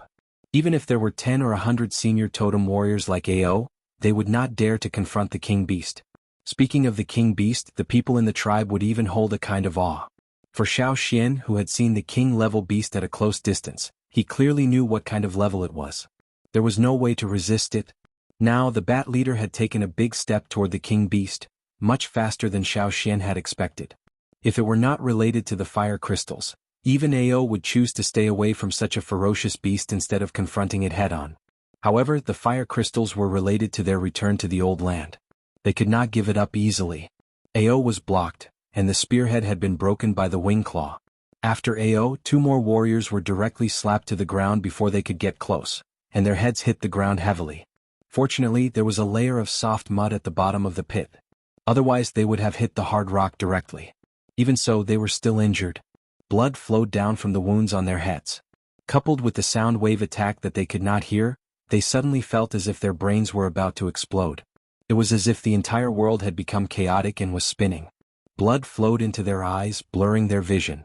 Before Dai, who had just struggled out of the pit wall, the black wings flapped over like lightning, fanning Dai into the pit wall again. This time Dai was embedded deeper. Ta and Wei's situation wasn't good either. Every time they thought they were one step away from success, they would be beaten back. Gigu looked at the developed incisors that were biting his stone knife. He looked up and met the pair of colorless but murderous eyes. At such a distance, even if he immediately released the handle of the stone knife, Gigu had no confidence in successfully avoiding this big guy whose strength completely suppressed them. Since he couldn't avoid it, he could only brace himself and face it. His hand that was holding the handle of the knife exerted force, and he jumped up with the help of the force. His other hand pulled out a smaller stone knife from behind his waist, and with the speed of lightning, he stabbed the bat leader's rapidly twitching nose. However, the imagined situation of the knife piercing into the bat's nose did not happen. Gigu, who jumped into the air, was caught by a wing claw. On the wing claw, the sharp claw made a long cut on Gigu's abdomen. If it had been deeper, it might have been directly cut open. Gigu avoided the vital parts just now, but the situation at the moment was not optimistic. Probably Gigu's behavior completely irritated the bat leader. Gigu only felt a sharp pain in his body. Although he couldn't hear the surrounding sounds at the moment, he could clearly hear a series of bone-breaking sounds coming from inside his body. The stone knife that was bitten by the bat leader's incisors was directly crushed. As for Gigu, who dared to attack its nose, it didn't intend to let him go. The wing claw firmly grasped the little prey. It intended to use its sharp teeth to suck the little blood of the little prey, and then bite the bones of the prey and chew it. Looking at the teeth in the vampire bat's open mouth, Gigu felt that the blood in his body instantly dropped to the freezing point, and even the pain of the broken bones in his body faded away. Gigu thought that he was going to die, and that he would never be able to lead a team to hunt in the future. When encountering such a level of ferocious beast, no one could escape. However, those knife-like teeth stopped just as they were about to touch him. The surrounding sounds seemed to come back again. The feeling that his head was about to explode gradually disappeared. At this moment, whether it was the people who were preparing to attack, the people who were beaten without any power to fight back, or the people who were almost eaten by the wing claw, they all found the bat leader's strange behavior. Its attention moved away from Gigu, moved a little, and then looked down. At its feet a man stood. After seeing the man standing at the feet of the bat leader, Ao almost spat out blood. Didn't they throw this guy out? Shouldn't he climb out of the giant pit along the grass vines? Why did he appear here again? The shaman said that even if they couldn't bring back the fire crystals, they must bring Xiao Xian back safely. Safe and sound. But what about the situation now? Xian, get out of the way. Xian. Ao and Ta wanted to take this opportunity to attack and let Xiao Xian escape. Stop. Xiao Xian shouted in a hurry. Seeing Ao and the others stop what they were doing, Xiao Xian looked up at the bat leader who was staring at him. Accompanied by the rhythmic sound of airflow, a black mist was exhaled from its mouth. Its wing claw moved and threw away the little prey that it was holding. It had no interest in that little prey now. If Ao and others could see the invisible energy, they would find that a trace of red energy was released from the fire crystal in Xiao Xian's hand. Part of the released energy was absorbed by Xiao Xian, and the other part floated into the body of the bat leader in front of him. Seeing that the bat leader was staring at him and no longer paying attention to others, Xiao Xian said, "Chief, you go up first." "Impossible. Xian, leave quickly." "Chief, before we came, the shaman said," Xiao Xian said. The shaman said that if there was a special situation, Xiao Xian should be the first and listen to Xiao Xian. Even if the chief joined them now at this time, they had to think about the shaman's words. Looking at Xiao Xian standing there and the bat leader, Ao didn't know what to do. What the hell was going on? For a time, everyone stood there and no longer attacked the bat leader, but they also maintained a high degree of vigilance. As long as it moved, they would attack again. Even if such an attack might not cause much harm to it, it could still divert its attention and delay time. Patter. The bat leader's wings moved. Ao and the others immediately tensed up and looked over there, only to find that the bat leader just retracted its wings, folded them, and continued to stand there.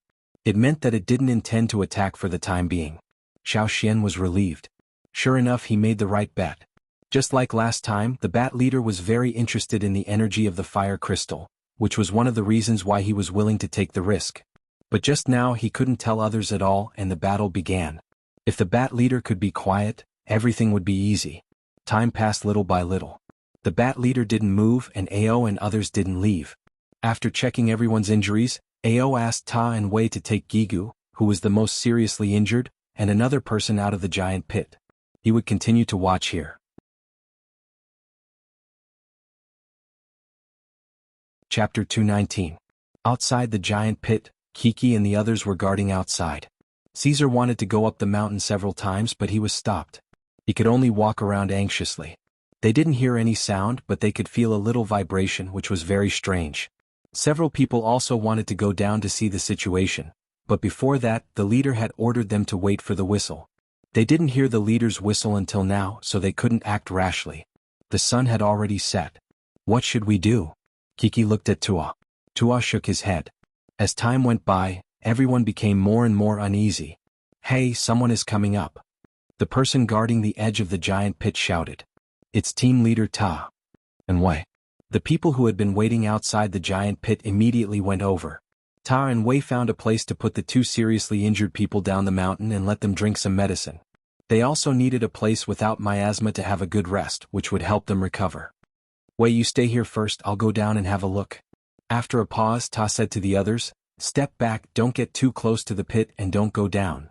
After a short fight, Ta also knew the gap between them and the bat leader. That was not an ordinary ferocious beast. Even if the two advanced groups all fought together, they might not be able to hurt the bat leader much. Instead, they might all be killed. In the giant pit, Xiao Xian was still urging the power in his body to release the energy of the fire crystal in his hand. Fortunately, Xiao Xian had been absorbing the energy of the fire crystal, so he was not too tired. However, there was a limit to everyone's absorption of the fire crystal. Just like the warriors who went to the fire pit to absorb the energy of the fire crystal, there was a limit to their improvement. It was impossible for a newly awakened junior totem warrior to reach the senior level. If they overestimated themselves and were too greedy, they might explode and die because they couldn't control the totem power in their body. Therefore, after feeling the limit, Xiao Xian stopped absorbing. It would not be too late to absorb when he was tired. However, the big guy in front of him was still absorbing the red energy lines released from the fire crystal. If Ao could see those energy lines, he would be shocked. A ferocious beast could actually absorb the energy of the fire crystal. It's just that they never knew. The light from above was getting dimmer and dimmer. The thick miasma had already blocked most of the light, and now it was even dimmer. Ao did not know what would happen if he waited any longer. They did not like the dark night, which made them feel even more uneasy. Looking at the man and the bat who were still standing there, Ao cautiously moved towards Xiao Xian. When Ao was only 2 steps away from Xiao Xian, the bat leader suddenly looked at Ao. One of its wings moved, but it did not open. It was more like a warning. A drop of cold sweat slid down from Ao's forehead. He even breathed carefully. He could feel the warm black mist coming out of the bat's mouth and nostrils. Xiao Xian gestured to Ao with his other hand, which was facing away from the bat, to tell Ao not to worry and not to come closer. Looking at the bat leader's wing claw, Ao decided to retreat first. Otherwise, if he angered the bat leader, Xiao Xian, him, and the other people around would not be able to escape.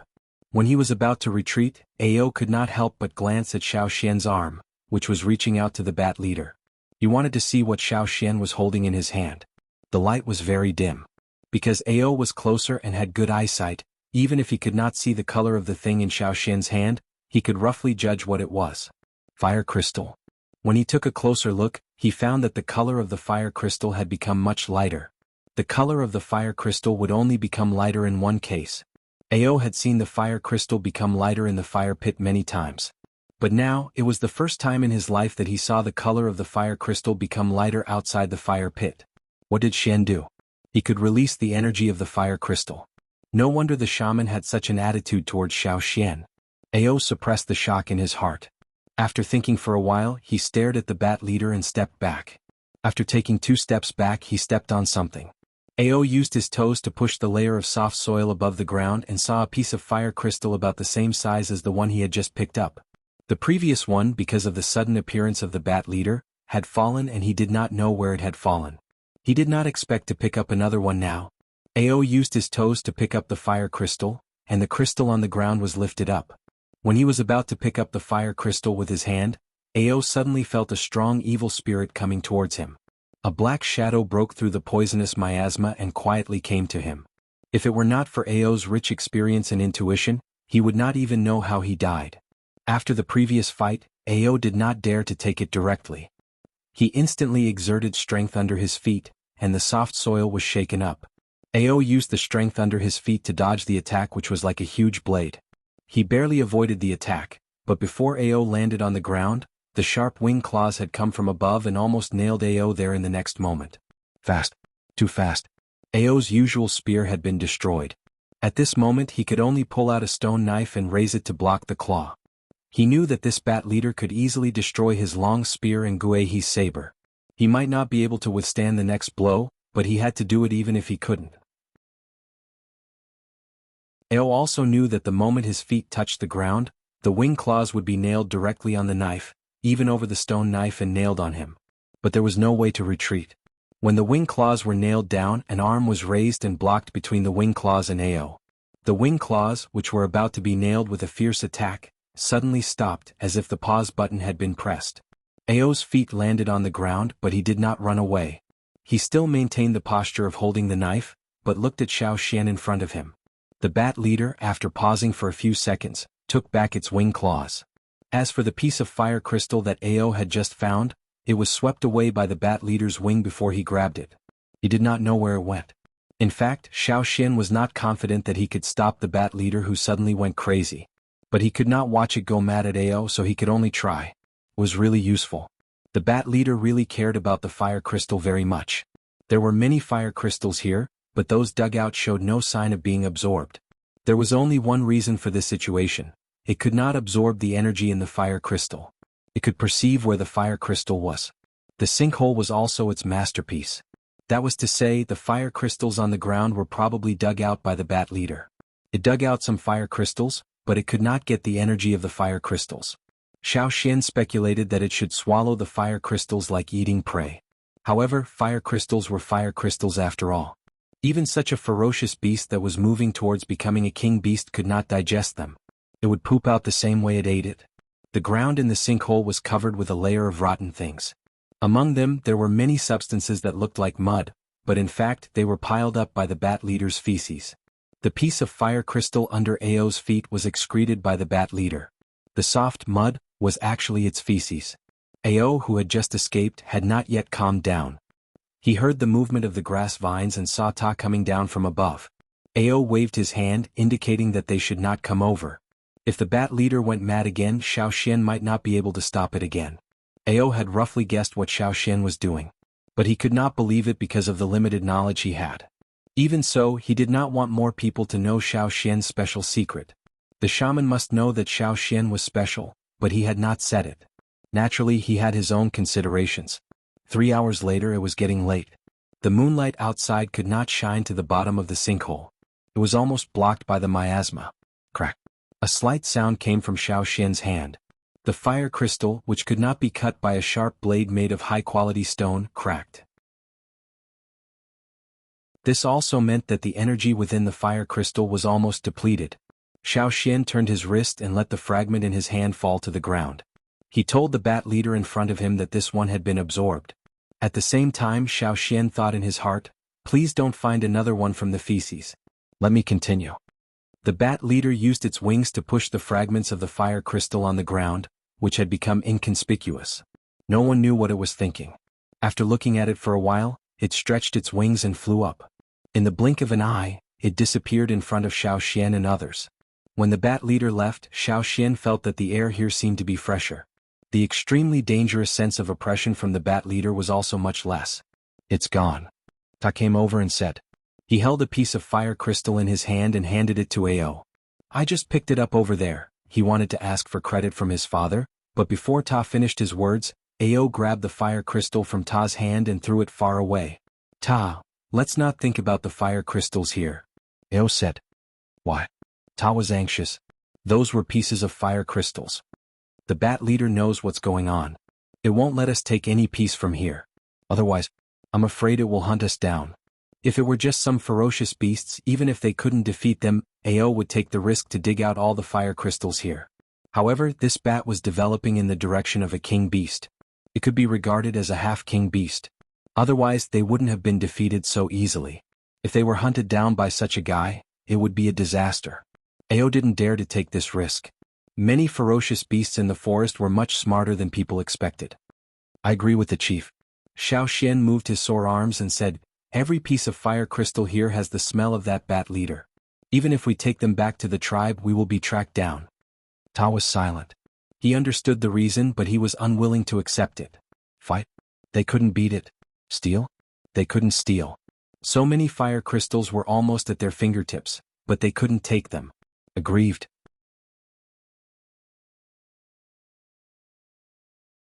Chapter 220. Whether it was Ta, the team leader of the hunting team, or Ao, the chief of the tribe, they both knew how precious the fire crystals were. That was why they felt so conflicted. Their faces were twisted, and they resisted the temptation of the fire crystals. Ao suppressed all the emotions in his heart and said, let's go up first. Since the chief had spoken, the others had to do it even if they were unwilling. When they came out of the giant pit, the two moons in the night sky cast light on them so that they could see the surrounding situation. Although the moonlight allowed them to see the objects around them, they were still used to lighting their torches. The chief is out. Team leader Ta is out too. Xian, are you all right? Those who were guarding outside the giant pit swarmed up.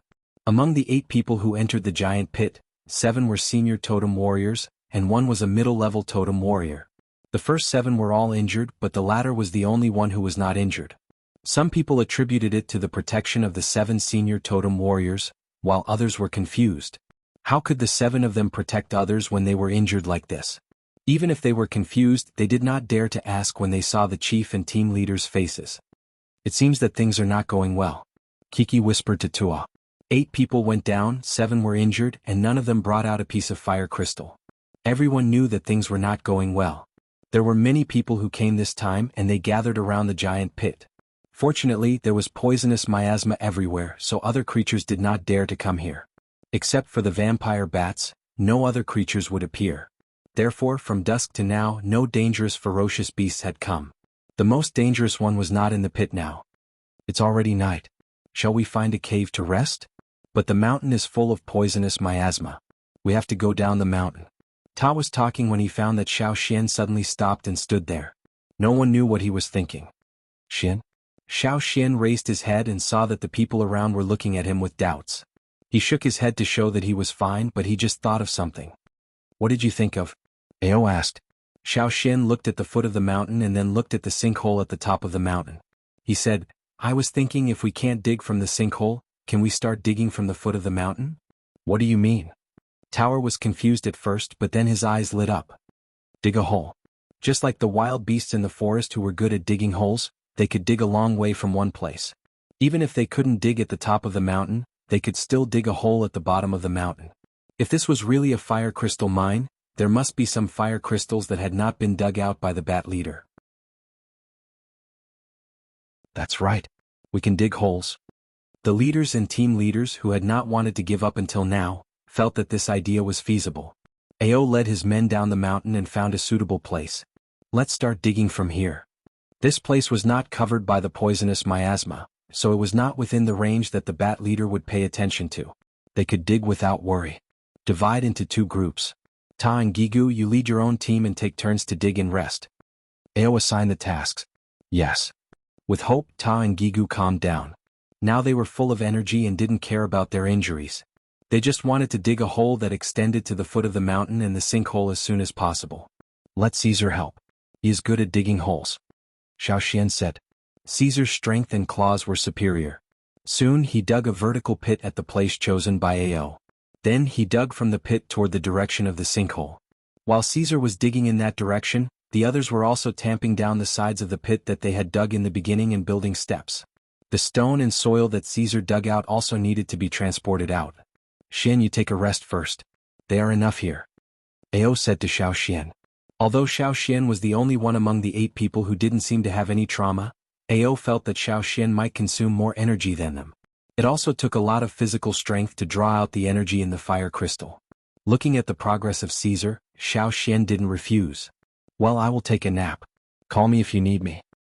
Well, don't worry. Go to sleep. The bat leader should be looking for food. It won't come back for a while. We are not in its territory now, so it should be okay. Ao said. Xiao Xian really felt sleepy. He went to the side, leaned against the wall of the pit and closed his eyes. He planned to rest for a while, but when he opened his eyes again, the sky was already bright. He didn't know if it was because he had consumed too much energy yesterday. This night, Xiao Xian slept very soundly. All the movements around him seemed to be isolated. This sleep also made all the fatigue and muscle pain disappear. He felt very comfortable all over. Yang Guang's light shone into his pupils through the slits of his eyes. Xiao Xian couldn't help but squint. He planned to rest for a while and then open his eyes again. But the next moment he felt that something was wrong. It was strangely quiet around him. There was no sound of digging, no discussion, no sound of walking. Crackle. The sound of the firewood burning in the bonfire was very clear in the forest this morning. The surrounding area was filled with the smell of burnt meat. But it was not that there was no one here. Everyone was here, including Caesar and Cha-Cha. No one was missing. Xiao Xian could feel it. But none of them made a sound. But from their breathing, he could hear that their hearts were not calm. They were even extremely nervous. The frequency of their breathing seemed to be deliberate. It was not casual, and they didn't dare to be casual. It was as if they were facing a great enemy. As if they were facing a great enemy? Xiao Xian didn't care whether it was dazzling or not. He opened his eyes. Sensing something, Zhang Xian turned his head around, and the first thing he saw was a bizarrely large nose. Xiao Xian, damn you! Xiao Xian suddenly woke up. The bat leader was silently hanging upside down on the wall of the pit that had just been dug. It hung there steadily as if it was weightless. The bat's head was right next to Xiao Xian. Around them, Cha-Cha, who was standing on the edge of the pit, felt the hair on his neck stand up. Caesar wasn't much better. He bared his teeth and his whole body was tense. He looked like he was going to pounce over in the next moment. The people who were digging the hole, barbecuing the meat, and drinking water all stopped what they were doing. The people who were barbecuing the meat had already thrown away the meat skewers on the wooden sticks. They didn't even care that the meat was burnt. The people who were drinking water had already thrown the kettle aside, letting the clear water flow out of the kettle. Everyone was holding stone picks, knives, axes, and so on in their hands, nervously looking at the creature that had appeared here without any warning. The reason why they hadn't taken any action was that their leader Ao had signaled them not to act rashly. Only God knew how Ao's heart had trembled when he found that the bat leader had appeared here. He just drank some water. When he turned his head, he found that the bat leader had appeared there silently. He was so scared that he threw away the kettle. Tagigu Daiwei. Every one of them who had been beaten by the bat leader didn't react better than Ao when they saw this scene. Their hair almost stood up together with the hair on their backs. At this moment, everyone's expression was almost frozen. The slightly twitching muscles on their faces and the sweat coming out from their foreheads and arms, all showed their nervousness. The situation was so tense that it was on the verge of breaking out.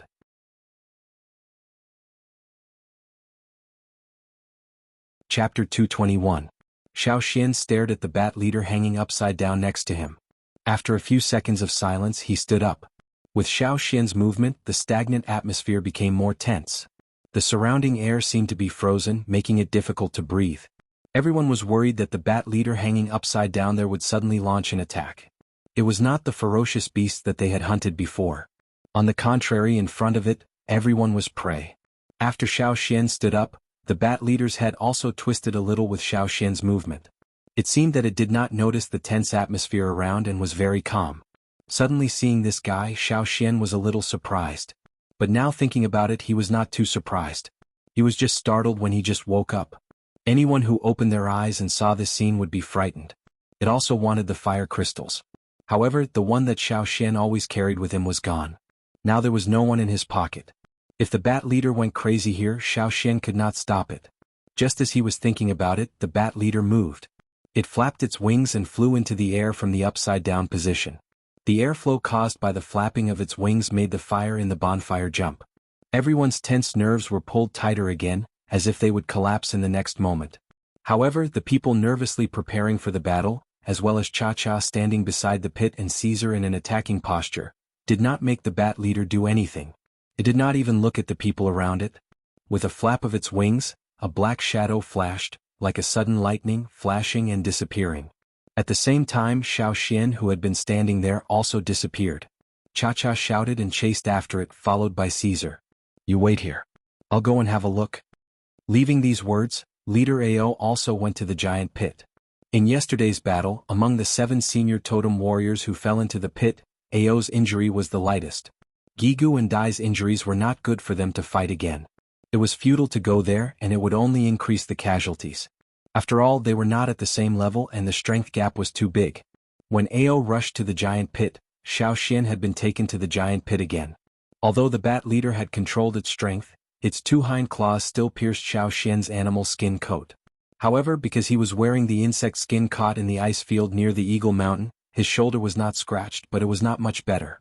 Even if his bones were not broken and his skin did not bleed, he still felt a burning pain. To him, flying to the bottom of the pit, the bat's claws loosened, and Xiao Xian fell forward due to inertia. If he had not reacted fast enough and stabilized himself, he would have fallen on the ground covered with humus and bat feces. It seemed that the bat leader knew that Xiao Xian had no fire crystals, so after it caught Xiao Xian, it walked around for a while, and then moved its folded wing claws to dig out a piece of fire crystal from the ground, and threw it to Xiao Xian. The fire crystal was thrown like a bullet. Xiao Xian did not directly catch it with his hands, but turned sideways to avoid it. If he caught it with his bare hands, not to mention whether his palms would be scratched, his wrist bones would probably be broken. In addition to the fire crystal, there were also clouds of humus and bat feces thrown out by the bat leader's claws. Xiao Xian also avoided them. After the fire crystal was shot into the wall of the pit, Xiao Xian went to dig it out. The bat leader seemed to be very angry that Xiao Xian avoided it. Black poisonous miasma was sprayed out from its nostrils and mouth, and the sound of the air flow was sharper than before. Xiao Xian looked at the fire crystal in his hand, which was about the same size as the one he carried with him yesterday. The difference was that this fire crystal had not been consumed at all, while the one he carried with him yesterday had been used a lot, so it could be consumed in half a day. Half a day was definitely not enough for this fire crystal. Even if his efficiency had improved a lot, he could not consume this fire crystal in such a short time. It could not be finished before nightfall, Xiao Xian thought. The voices of Cha-Cha and Caesar came from above the giant pit. They had arrived. This bat leader could break Cha-Cha's neck like a chicken, and Caesar was not much better.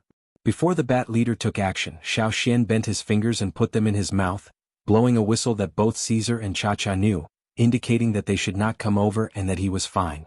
Listening to the movements above and confirming that Caesar and Cha-Cha had not come down, Xiao Xian immediately began to stimulate the power in his body, making the fire crystal burn. In the special vision, Xiao Xian could see that on the fire crystal in his hand, there were traces of red lines. Some of the red lines came to him and the other went to the bat leader. The bat leader, which was originally more than 10 meters away from Xiao Xian, felt the traces of energy and came closer. Standing in front of such a semi-king level beast, Xiao Xian felt great pressure.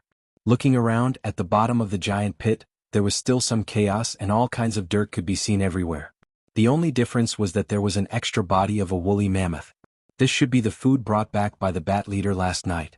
It was hard to imagine how it transported the mammoth, which was several times larger than itself here. In his impression, the mammoth's majestic and mighty body was now shriveled. It was casually thrown there and the protruding bones were very obvious.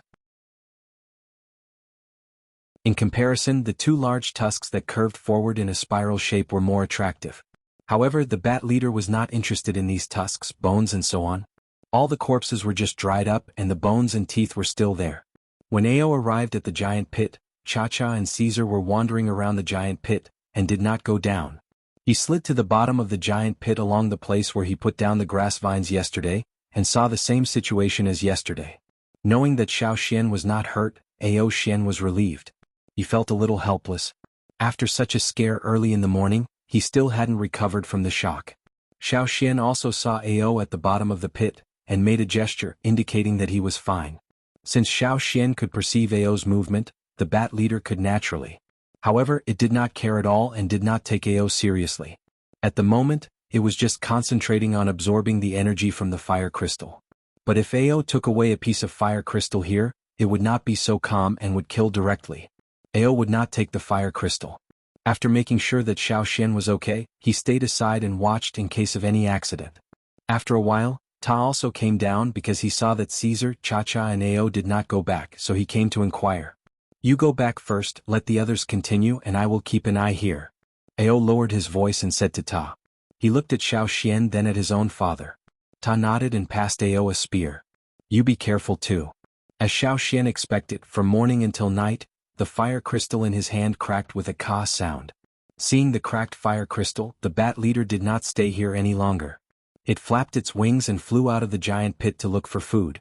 Xiao Xian breathed a long sigh of relief, and quickly left the giant pit with Ao, who was guarding beside him. Xiao Xian was fine because he had the fire crystal to replenish his physical strength, but Ao could not.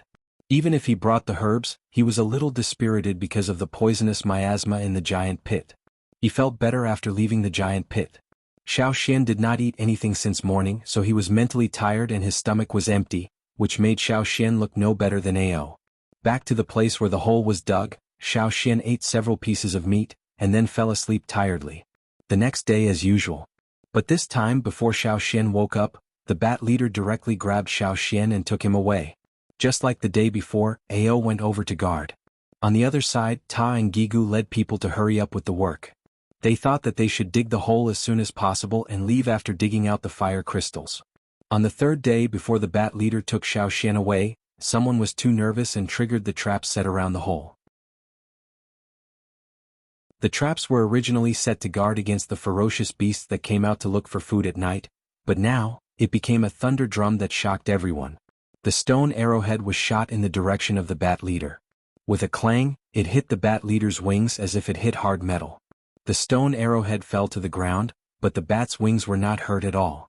However, the situation was getting more and more tense. Being stabbed like this was not a big deal for the bat leader, but it could be regarded as a provocation. It was a little angry, but it did not directly attack the people around it. Instead, it screamed towards the hole dug by the people, and the result of 2 days' work collapsed. Ao and the two team leaders saw the collapsed hole, and their faces turned green. Ao also went over to look around the collapsed hole. It was not convenient to continue digging here, and they had to find another place. How annoying. However, even if they were so angry that they had internal bleeding, they could do nothing about it. They could not beat it, could not scold it, and could not provoke it. They had to endure whatever they did. After all, the bat leader was strong. Fortunately, the bat leader did not intend to attack them directly. If such a ferocious beast at the half-king level went to the tribe, they would not be able to cry even if they wanted to. Fortunately, there were fire seeds in the tribe. Where there were fire seeds, these ferocious beasts would always be afraid of them. However, after this incident, how could they really get rid of the half-king level bat leader? This was Ao's worry. Let's do this first. Let's get the fire crystals first. I think that although the bat leader needs the fire crystals, it has a limit like the totem warriors. It will not absorb the fire crystals endlessly, but it has not reached that limit yet. Xiao Xian said. That's the only way. Xian, thank you for your hard work. Ao said with guilt. Before he came, he told the shaman that he would protect Xiao Xian, but now? It's okay. Anyway, it didn't hurt me. It just wanted to absorb the fire crystals. Moreover, I think that if we take good care of it, it may be good for us in the future. Xiao Xian said. Ao knew that Xiao Xian was comforting him. He pulled up the corners of his mouth, but he still could not smile. King-level beasts were not like other ferocious beasts. They were arrogant and difficult to get along with. It was impossible for them to be as obedient as the beasts and ferocious beasts raised by the tribe. If they were careless and angered it, the consequences would be unimaginable. For the fire crystals, they had to endure it.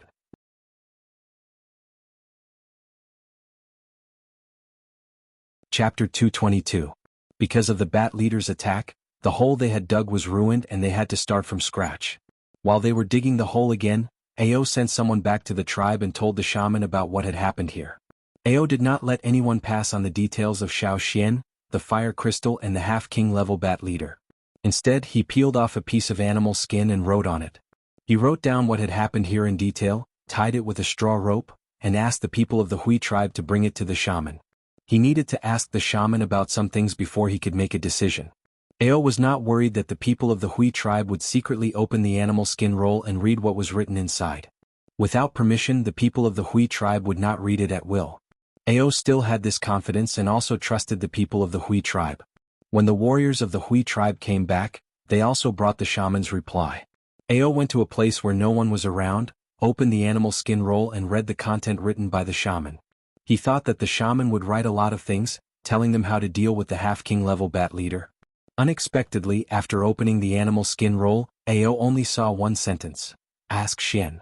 If he did not know that the shaman had chosen Guizhe to take over, Ao would have thought that the successor chosen by the shaman was Xiao Xian.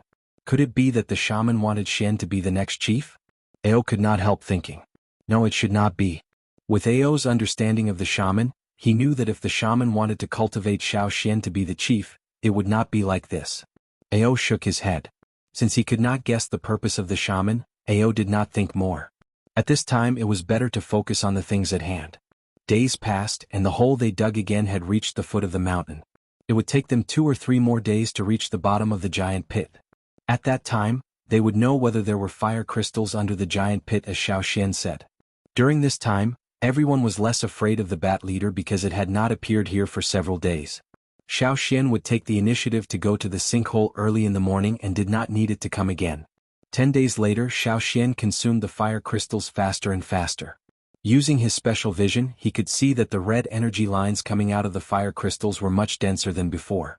This also meant that the energy of the fire crystals was coming out faster. Sometimes, Xiao Xian was able to return to the foot of the mountain before sunset and meet up with the others. Caesar was also called over by Xiao Xian to help the others dig the hole. During this time in the sinkhole, Xiao Xian slowly figured out the bottom line of this bat leader. As long as he didn't take away the fire crystals from the crater, it wouldn't get angry. During the time when Xiao Xian was consuming the fire crystals, he also cut off the 2 big tusks of the woolly mammoth and the giant horns of several giant deer, but it ignored him. This day, when the fire crystals were consumed, the bat leader didn't fly away to look for food. Before Xiao Xian left, it flapped its wings and drove Xiao Xian out of the giant pit. Before leaving the giant pit, Xiao Xian saw that more dense black fog was coming out of its mouth and nostrils. In the giant pit, from the bottom because of the deeper black fog, it gradually became as black as ink. At this time, even if Ao went in with the herbs, he couldn't bear it. The black fog came out from the top of the giant pit and spread from the top of the mountain to the foot of the mountain. Even some of the poisonous grasses and herbs with high poison resistance living on the mountain died. This mountain is completely impossible to enter. Ao looked at the black spreading mountain and said, "Fortunately, we dug a hole from here." Ta was very emotional. The place where they dug the hole was not surrounded by the black fog. After digging the hole, they didn't need to touch the black fog and poisonous miasma on the surface of the mountain.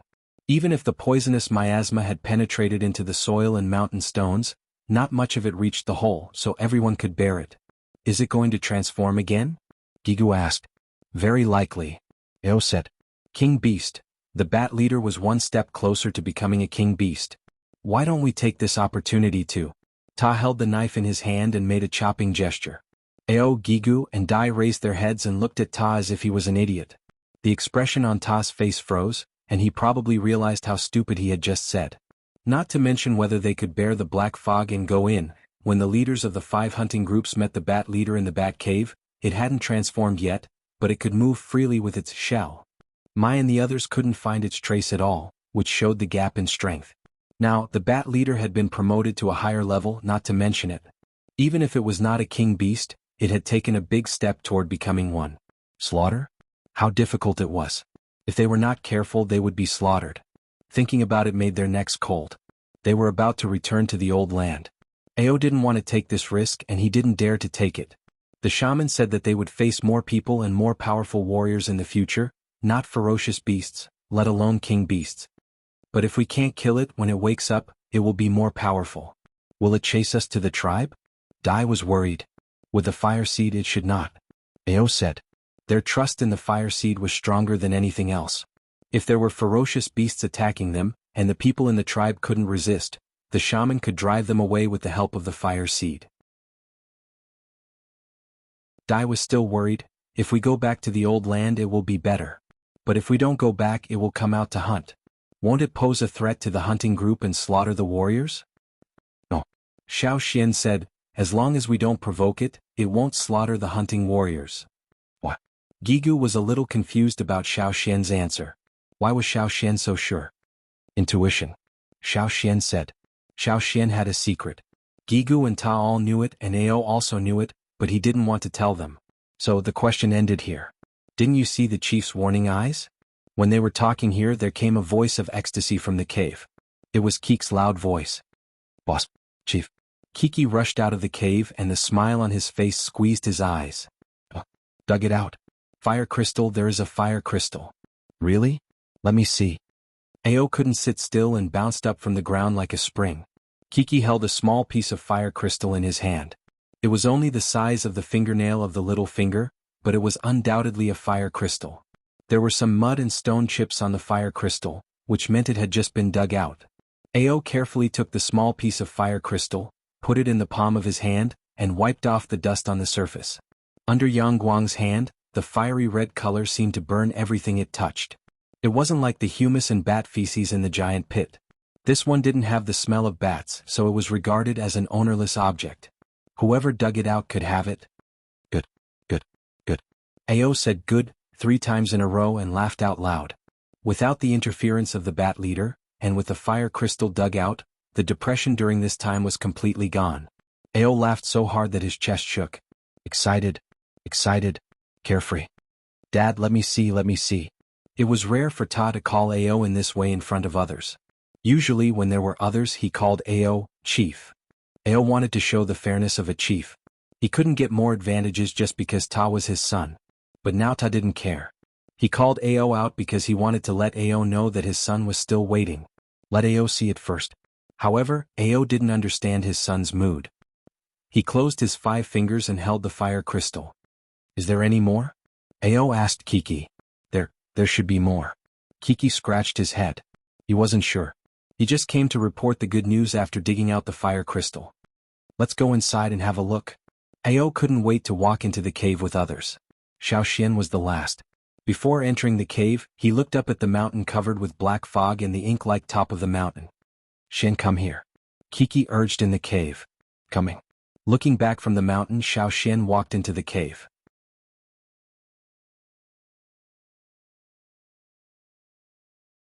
Chapter 223. Under the giant pit, there was indeed a place similar to the fire crystal mine. After Kiki, someone dug out another fire crystal. The morale, which had been low for more than 10 days, was suddenly lifted. What was the purpose of coming here? Wasn't it just to dig out more fire crystals? Since they couldn't dig out the fire crystals in the giant pit, they could dig out the fire crystals here. Besides, the bat leader was in closed-door training, so they didn't have to worry about anything. They dug hard, thinking that they could dig out as much as they could while the bat leader was away. Another 6 days passed. The fire crystals, big and small, had filled a bag and this was only a part of them. Xiao Xian estimated that there was still about half of them. These fire crystals were enough for all the warriors in the tribe. Seeing Ao open a roll of animal skin, Ta wiped the sweat on his face and asked, "What did the shaman say?" After finding the fire crystals, Ao wrote another roll of animal skin for the shaman and asked someone to take it to the shaman. The joy of finding the fire crystals faded a little from Ao's face, and he looked a little serious. No one is allowed to disclose the fire crystals. During the break, Ao called everyone over and ordered them not to tell others the location of the fire crystals, the process of finding them and how much they dug out. The last time the 5 hunting groups came here, they found the fire crystals in the giant pit. But this time they dug an underground tunnel under the giant pit to the foot of the mountain, which needed to be kept secret. If they didn't go back to the old place it didn't matter because it was theirs anyway. But then they would definitely go back to the old place. Once someone told people in other tribes about this, it would bring a lot of trouble and even a war. The fewer people knew, the better. Fortunately, this time they brought people from the advance group. They knew and understood these people well, so they trusted them. It was time to go hunting and they needed to go back to the tribe. Ao didn't take all of them back but left some people here to keep digging. He took the other people and the fire crystals to meet with the hunting group, and then went back to the tribe. Xiao Xian wanted to stay in case the bat leader suddenly came out, but Ao refused. The shaman asked you to go back. Xiao Xian didn't insist. If the shaman wanted him to go back he must have something to tell him. When the hunting team returned to the tribe, all the people in the tribe knew that the chief had brought people to look for the fire crystals. It was impossible to keep it a secret as long as they did not tell them the specific location. Fortunately, many people in the tribe were obedient. If the chief and the shaman didn't say anything, they wouldn't ask. For them, it was a great fortune to have the fire crystals. They didn't need to care about other things. The entire tribe was overflowing with joy. Recently there had been a lot of good news. They had returned to their old haunt, and now they had the fire crystals. Everything made them happy for a long time. At the top of the mountain, inside the shaman's stone house, the chief, the two team leaders, and several elders who had more authority in the tribe all gathered here. Xiao Xian was also there. In the past, Xiao Xian was not qualified to attend such meetings. But now no one had any objection. Sometimes, when making some decisions, they would ask for Xiao Xian's opinion. After all, Xiao Xian was the only one who went to the old haunt and came back. He knew much more than those who stayed here all the time. The tribe will let everyone absorb the fire crystals during the sacrifice ceremony next year. The shaman said, but before the sacrifice ceremony we can't relax. They couldn't put down other things just because of the fire crystals. Moreover, how much they could absorb depended on their state and ability. Those who had many hidden injuries, those who had not recovered from serious diseases, and those who were malnourished, it was better to adjust their body to the best state before the sacrifice ceremony. This time it was not a matter of one person or a few people. It was related to the whole tribe. Everyone, from the top of the mountain to the bottom of the mountain, had to pay attention to it. Ao nodded, looked at Ta and Gigu and said, I will take people to the Green Land and try to bring back as many herbs as possible. Many injuries of totem warriors couldn't be healed by themselves, so they had to rely on herbs. Ordinary herbs were not very effective, so they had to use the ones in the Green Land. Leave the fire crystals with me first. The shaman asked Xiao Xian, who had been sitting on the side and had been silent. Xian, what do you want to say? When I was there, I found that many people had their own ways to find the fire crystals. If we take a lot of fire crystals there, we will be like living targets. Probably before we reach the old haunt, we will be consumed by waves of people, especially those from the central tribes. They are not weaker than us. Hearing this, everyone, including the chief, was shocked. They looked at Xiao Xian, waiting for him to continue. I know that some people use jade boxes to store the fire crystals, which can block all kinds of detection. But, Xiao Xian pointed to the big bag of fire crystals on the stone table in the middle and said, we don't have enough jade boxes to store the fire crystals. Besides, jade is also very precious there. No one had found a jade mine around and no one had ever seen jade. It was the ones brought back by Xiao Xian that made people have a preliminary understanding. The shaman smiled, don't worry about this. Saying this, the shaman took out a wooden box which also contained fire crystals. However, before opening the box, Xiao Xian did not perceive the existence of the fire crystals. What is this? Xiao Xian's eyes lit up. This is a box made of hollow wood. I believe that the blocking effect is not weaker than that of jade. Hollow wood can be found in the Green Land. After cutting it and drying it, we can also bring it back to make boxes. The shaman said, that's good. Gigu patted his thigh, I'll take people there to cut more and bring them back. We can make more hollow wood boxes and bring all the fire crystals back to the old land. No, I don't plan to take all the fire crystals. The shaman's words stunned the excited people. What? They were puzzled. The shaman smiled faintly, if one day we go back to the old land and encounter a bigger accident, we will come back here. This is our escape route. Leaving some fire crystals is also a safeguard.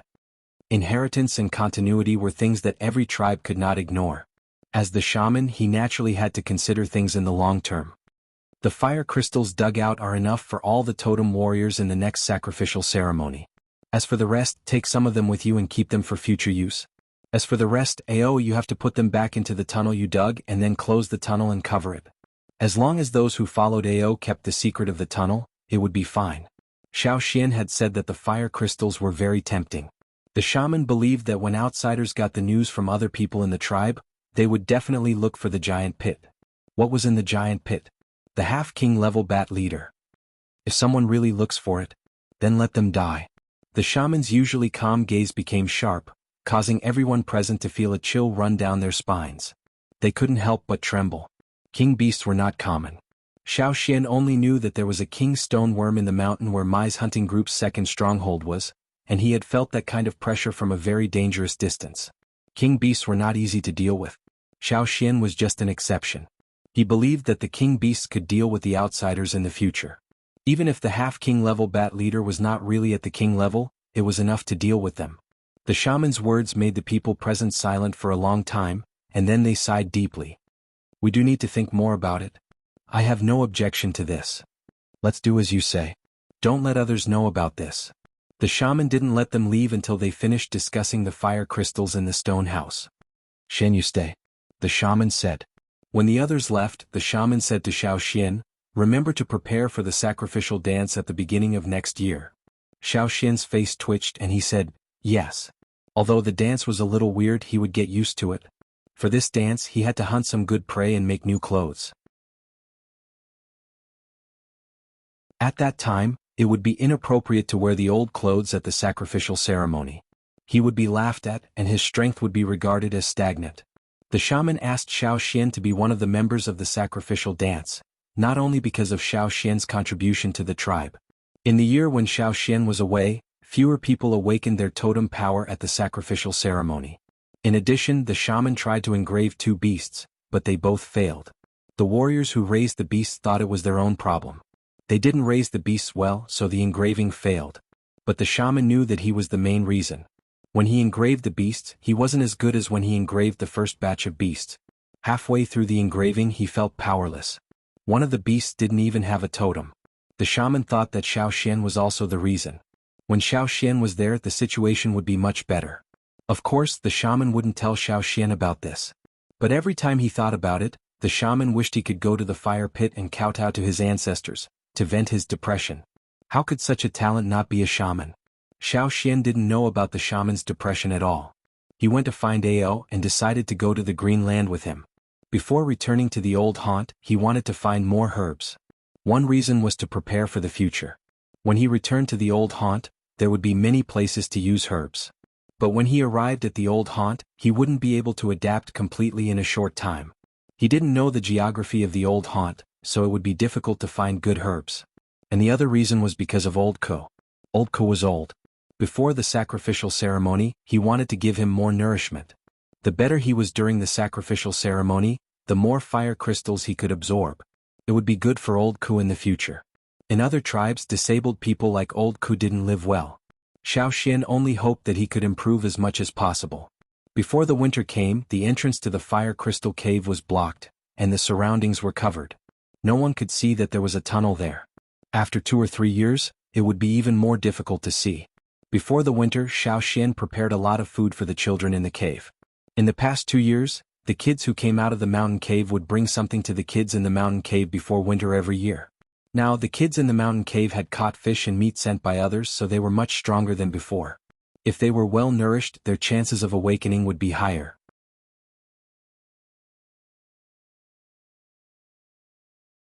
Chapter 224.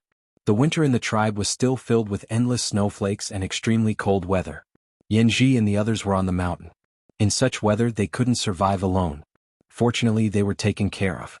The people in the tribe had never looked forward to the end of winter so much. In the ritual ceremony after the end of winter, not only the newly arrived tribesmen who had been living outside would participate in the awakening, but also the fire crystals, which the tribe was looking forward to the most. The warriors rubbed their palms and didn't forget to exercise in winter. Even if they couldn't run far, many people moved stones at home to practice. They wanted to be in the best state during the ritual ceremony. They didn't want to be weak after winter. Xiao Xian often ran up the mountain. The shaman and the chief had been planning to go back to the old land. Every time they would call Xiao Xian to go there. When he was free, Xiao Xian would go to the medicine house to help the Guizhe sort out the herbs. The tortoise in the medicine house, which was responsible for dealing with the dregs of herbs, had grown a lot. Its shell was 2 meters high. It was unknown whether it was because of the successful engraving or because it often ate herbs, but the tortoise grew faster and stronger. The ridges on its shell were more prominent. It looked more difficult to deal with it than the crocodiles of the drumming tribe. Every time Xiao Xian went there, the tortoise would bite Xiao Xian, but every time, it would be slapped aside by Xiao Xian with a knife. When the moon came out again after winter, the tribe was excited. Old Ko, who had been taken care of for a whole winter, looked radiant and healthy and looked much younger. On the day of the ritual ceremony, Xiao Xian took out the fur of the giant bear he had hunted last year. This was what he would wear in the ritual dance. In order to hunt this giant bear, Xiao Xian had chased it for more than 10 days. Have you prepared the clothes? Have you gotten rid of the worms on the bear's skin? Yes. Hey old Ku, don't you need to get rid of the bear claws? They are in the way. Wearing the bear claw gloves, Xiao Xian couldn't see where the fingers were. Anyone who looked at it would see the black bear claws. No. Claws are awesome. Okay. And the bear tooth necklace. Don't forget this. Old Ku quickly put the bear tooth necklace on Xiao Xian's neck. The big white carrot-like bear teeth were strung together. It looked a little weird to wear it on the neck. Even a slender neck wouldn't be able to support such a thick necklace. This was not unexpected among the tribe's living beings. Then I'll go up the mountain first. You can go up with Caesar later.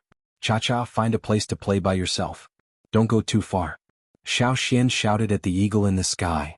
Alright, hurry up and go up the mountain. Maybe the shamaness and the leader have something to tell you. Xiao Xian was chased out of the house by old Ku and walked up the mountain. Today everyone was dressed to the nines. If one didn't look carefully, one wouldn't be able to recognize who was who.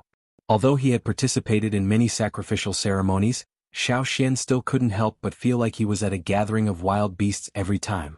Looking around, there were people wearing leather, horns, bone ornaments, snakeskin belts, animal bone masks. There were all kinds of people. When he went up the mountain, Xiao Xian met Yanji and the others who were looking around eagerly.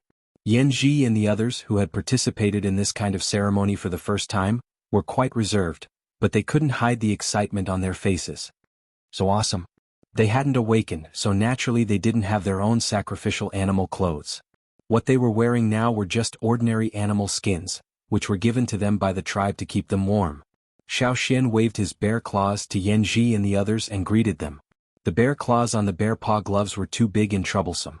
However, the tribe was looking at these troublesome things today, so Xiao Xian couldn't take them off. Yanji and the others looked at Xiao Xian's clothes with envy. So nice.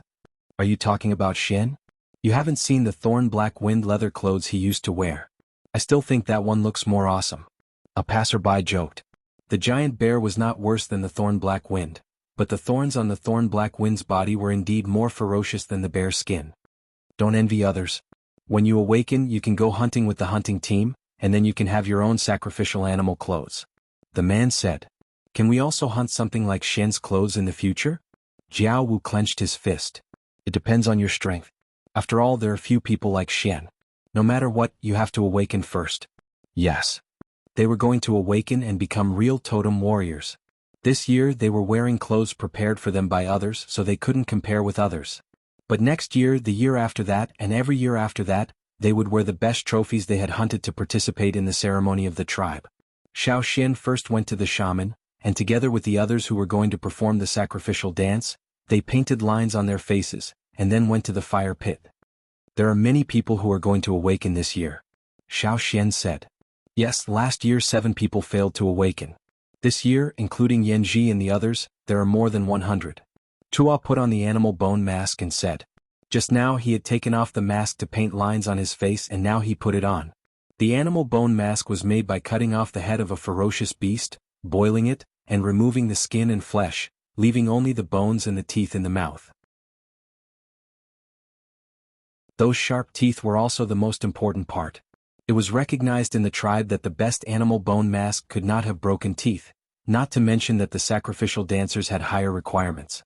Xiao Xian could only see Tuo's face through the mouth of sharp teeth. The night gradually fell.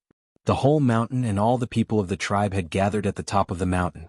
After the chief finished speaking, the shaman walked to the fire pit. The shaman chanted the incantation. In the fire pit, the fire seed that was originally like a small flame suddenly rolled up and filled the entire fire pit with a boom. This situation was much more intense than before. Not to mention the other people around, even the shaman was stunned and stopped for a moment.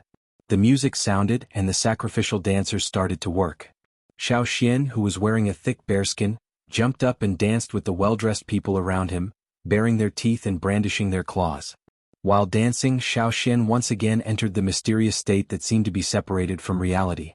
He seemed to see the barbaric and exaggerated people around the fire pit, waving their hands and feet, dancing around the fire pit. Around them, further away, there were tall stone houses. The flame in the fire pit doubled again, and the two-horned totem in the flame seemed to rush out. The whole mountain top was covered with a layer of fiery light. The flames that flew out of the fire pit were denser than any other time before.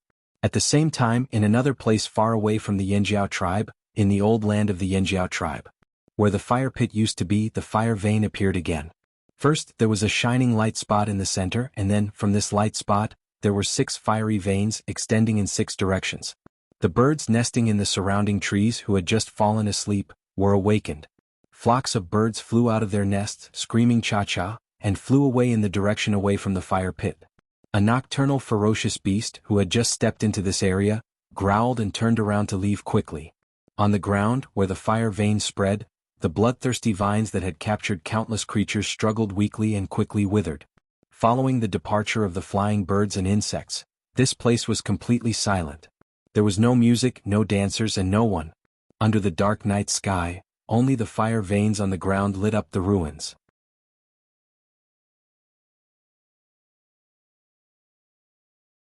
Chapter 225. In the Wuxia tribe. In the witch's house. The door where the skull of a beast was hanging was pulled open. The witch, with colorful totem patterns on his face, walked out, sweating. He hurried to the chief's house. The chief of the Wuxia tribe was enjoying being served by the female captives he caught last year. He was unhappy to be disturbed by the witch. "What's the matter?" The witch rushed in, panting, and said, "There's a change in the fearsome beast forest." The Wuxia chief suddenly opened his eyes. His eyes became as sharp as a poisoned knife. "Are you sure?" What happened in the fearsome beast forest last year made the Wuxia chief feel like he had been slapped in the face. It was always their tribe that slaughtered, invaded, bullied, and robbed others. Before that, he had never felt so frustrated. Every time he thought of that, he felt like someone was waiting to slap him in the face. He also strictly forbade anyone from talking about it. It would damage the reputation of the Wuxia tribe. No one was allowed to mention it. Anyone who mentioned it would be killed. So far he had killed more than 10 people who talked too much. That incident was a thorn in the Wuxia chief's throat that he could not pull out. But because of the previous casualties, he did not send anyone to the fearsome beast forest. "I'm sure." Just now, that ominous feeling was very strong. "I felt." The Wuxia shaman's tone was unsteady. He could hear his heart beating faster than usual. "What did you feel?" "I felt." Looking into the chief's bloody eyes, the Wuxia shaman lowered his head and said nothing. "Speak." The Wuxia shaman took a deep breath and said in a low voice, "Suppression of the fire seed." The air in the house suddenly froze. The few women who had been serving their leader with a smile just now were now trembling like a sieve, but they didn't make a single sound, for fear that they would be noticed because of the sound they made. They had been serving their leader for some time now and were familiar with her temper. At this moment, the leader was extremely angry. They didn't know that the Wuxia chief was not only angry, but also scared. These two emotions mixed together and made him lose focus for a moment. But then he came back to his senses and smashed the wooden table beside him into pieces. The violent totem power made the evil spirit around him stronger and stronger. His red eyes looked at the women who were huddled around him. The people patrolling near the leader's house suddenly heard screams and screams coming from the leader's house. Soon the screams stopped abruptly. Bang! The wooden door was kicked open from the inside out and shattered into pieces. A man covered in blood walked out of the house in large strides. Every step he took was like a hammer pounding on the hearts of the patrolling guards, causing them to breathe carefully. They were worried that their leader would take his anger out on them. Fortunately, the chief of the Wuxia tribe didn't pay attention to them. He strode away heading for the fire pit. After the Wuxia chief, the Wuxia shaman also came out. His face was expressionless. When he passed by the guards, he paused and said to them, "Clean up the house." "Yes." The patrolmen replied. They knew what the shaman meant by things in the house. After the chief and the shaman left, the patrolmen walked into the house and cleaned up the bloodstains and mutilated corpses. It was not the first time that they had dealt with such things. They didn't care about the blood in the house at all. While cleaning up, they whispered to each other about why the chief was so angry. When the Wuxia chief came to the fire pit, he was terrified when he saw the fire that was smaller than usual. Although the shaman told him about it, he couldn't control his emotions when he saw it with his own eyes. The Wuxia shaman stood 10 steps away from the chief. Based on his understanding of the chief, he would be in trouble if he stood too close to him. "Gather the people. I want to go to the ferocious beast's mountain forest in person." With these words, the pebbles at the Wuxia chief's feet were all broken into pieces. For the people of the Wuxia tribe, it was not a peaceful night. The chief was angry and everyone was trembling with fear. They heard that they would go to the ferocious beast's mountain forest tomorrow, which made them even more worried. They wouldn't be able to sleep tonight. On the other side, the Yinjiao tribe was immersed in the joy of the sacrifice. They didn't know what kind of people would come to their old haunt. They were absorbing the energy of the fire crystals. The 3 flames of the fire pit had been completed. Looking at the 3rd flame, the shaman said it was good luck. In the past, after the 3 flames of the fire pit were completed, the sacrifice would come to an end. After the chief and the shaman announced something, they would disperse and go home. But today, after the 3rd flame, the fire in the fire pit was taken back. The shaman took out the fire crystals that everyone had been waiting for. After waiting for a whole winter, the time finally came. Every totem warrior was absorbing the energy released from the fire pit and integrating it into their bodies. This situation didn't happen every year. Except for those who hadn't awakened their totem power, Xiao Xian was the most relaxed one. The energy of the fire crystals didn't have a direct effect on his improvement. However, in order not to stand out too much, he still stayed with the others. Unlike the others, he didn't absorb the energy. Instead, he was thinking about the mysterious state when he performed the sacrificial dance. What he saw at that time should be the prosperity of the Yinjiao tribe, not the current scene. That scene was similar to what he saw in the old haunt. The old haunt. When the tribe went back with the fire seed, there should be more changes there. When the fire crystals in the fire pit were used up, it was almost dawn. Everyone absorbed different amounts of fire crystal energy. Some absorbed more, some absorbed less. Some absorbed faster, some slower. The faster ones didn't leave after absorbing all the fire crystal energy. Instead, they urged the totem power in their bodies to digest the absorbed energy and fuse it with the fire crystal energy. Some people who were close to the breakthrough point were promoted to a new level on the spot.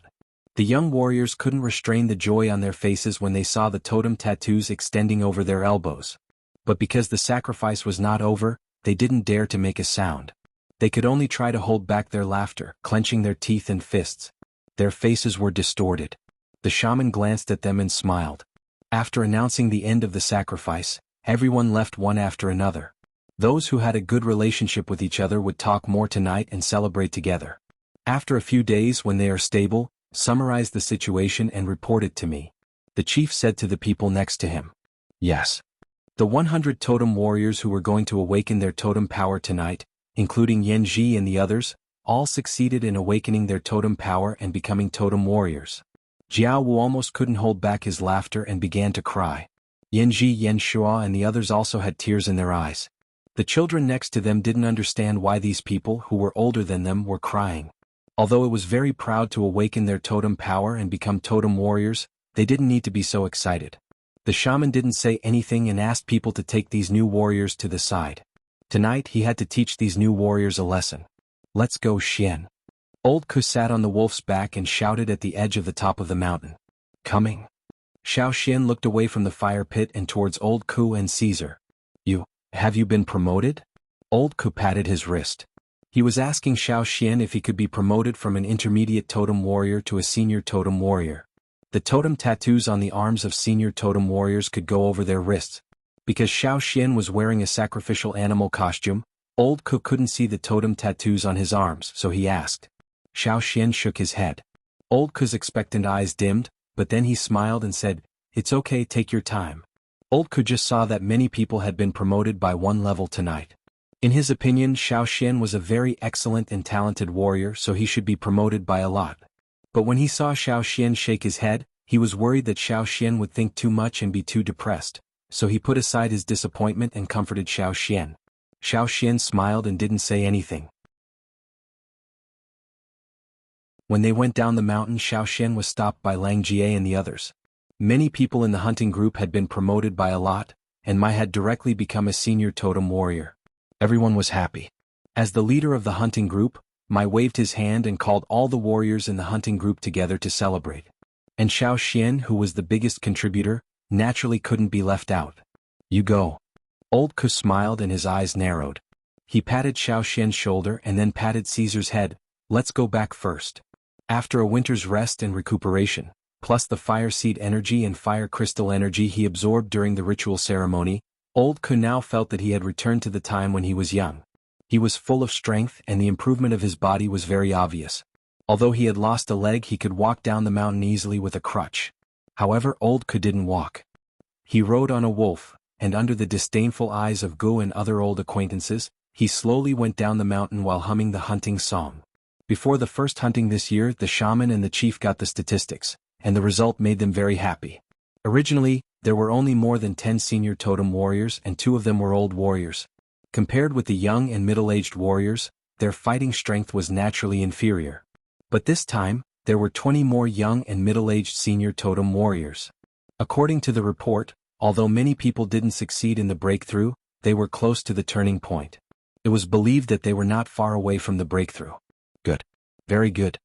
In order to go back to the old land, the shaman and the chief naturally hoped that there would be more powerful warriors in the tribe. After all, when they went there, they would have to face more challenges from people and ferocious beasts.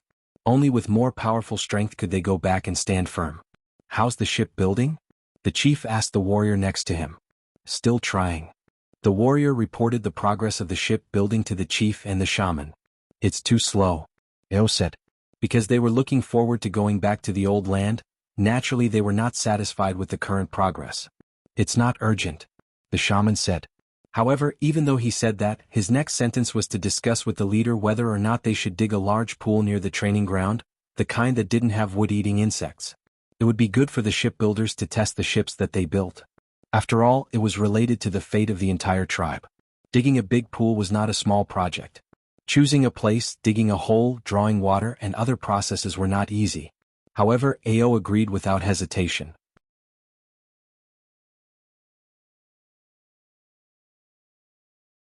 Chapter 226. The chief and the shaman said that they were going to dig a big pool. Everyone worked hard to dig. When the hunting warriors went out, some people stayed in the tribe to dig. Some people who had trouble walking also went to help. Many women in the tribe who had not awakened their totem power also went to help. After the first hunt, Xiao Xian returned to the tribe. They had already dug a big pit of more than 400 square meters, and they were still digging. At the foot of the mountain, some children from the cave were helping to boil the gelatin. A 20-meter-long wooden boat was placed there. Yanji and the others were busy filling the seams. This was only the first boat they tested. There were 2 bigger boats next to it, but they were not finished yet.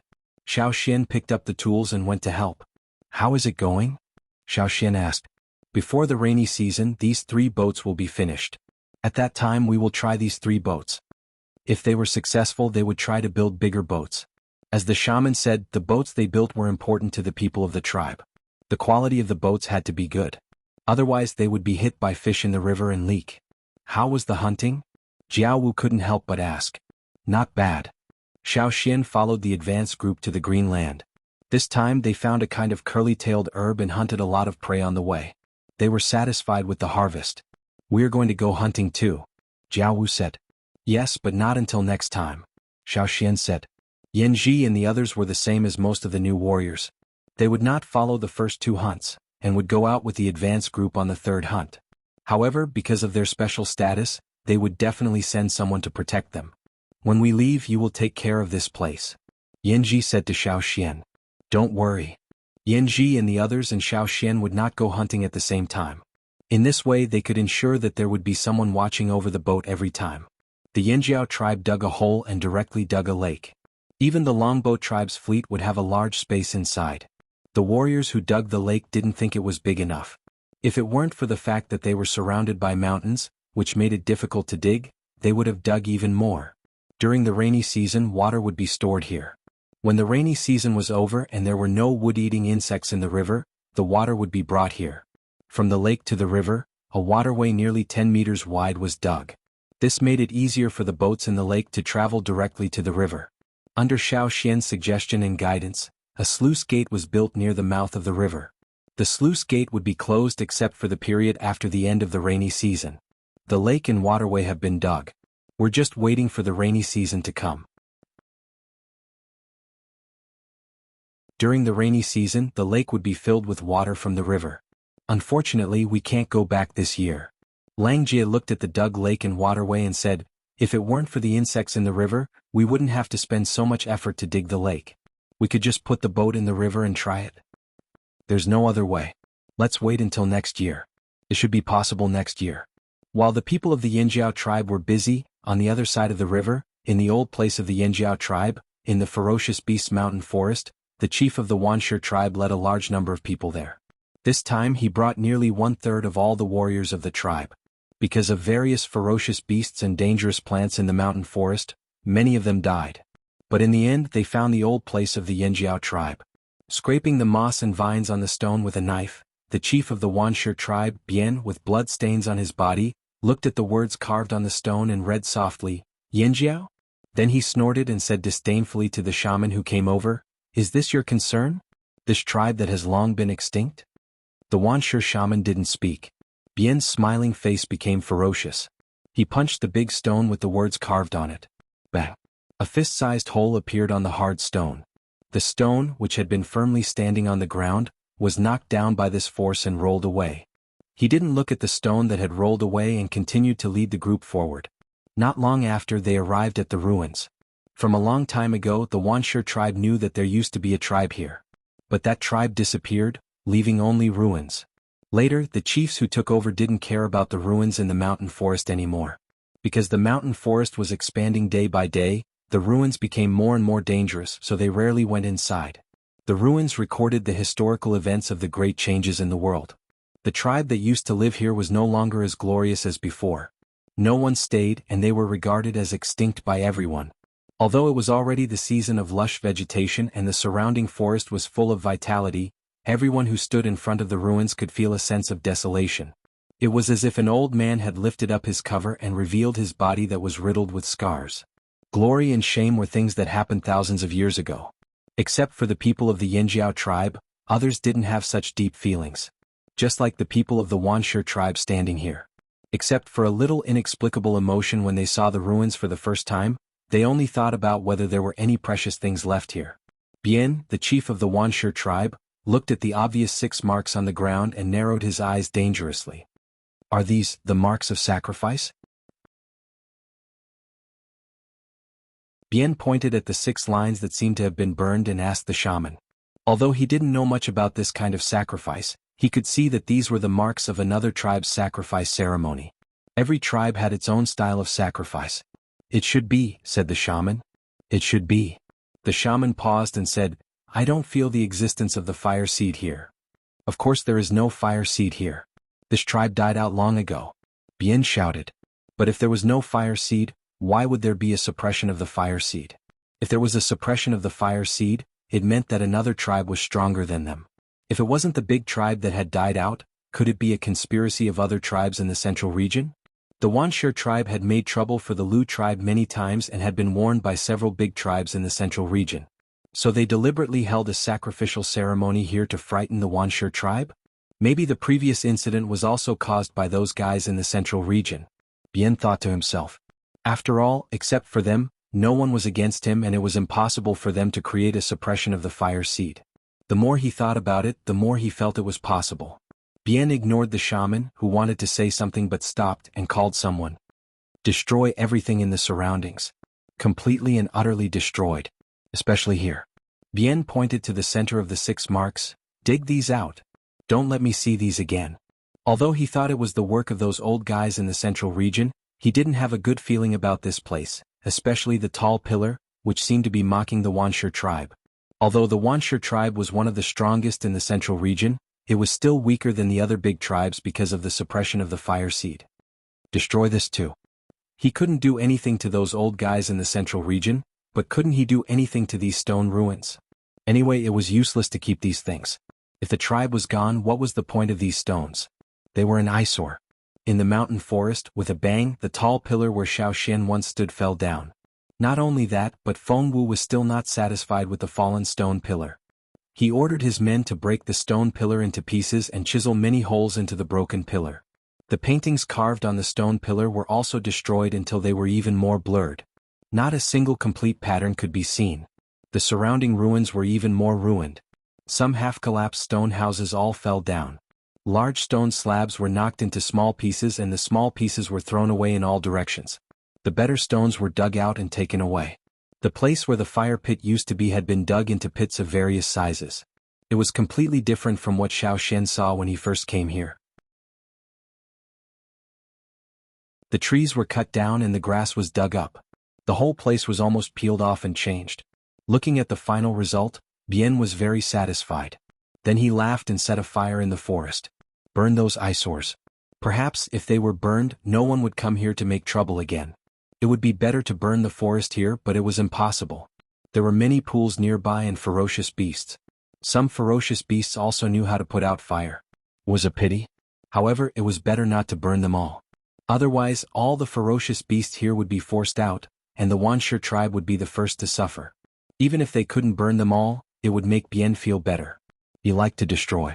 The feeling of destroying with his own hands was very pleasant. Let's go. Looking at the burning fire and smoke, Bien turned his head and shouted. In this season, in this place, the fire didn't spread fast. Many trees around were not easy to burn. There was no wind today, which gave them enough time to leave. Although many people were killed in the forest this time, Bien felt that it was worthwhile to come here. He got rid of one of his worries. Let's see what those old guys will do, Bien said. Although he admitted that those old strongmen were stronger than the Wuxia tribe, he wasn't afraid. They couldn't be much stronger, right? Those people of those tribes couldn't come here to fight with the Wuxia tribe, right? Bien left with his people. But before they went far, drops of rain began to fall from the sky. The rain was getting heavier and heavier.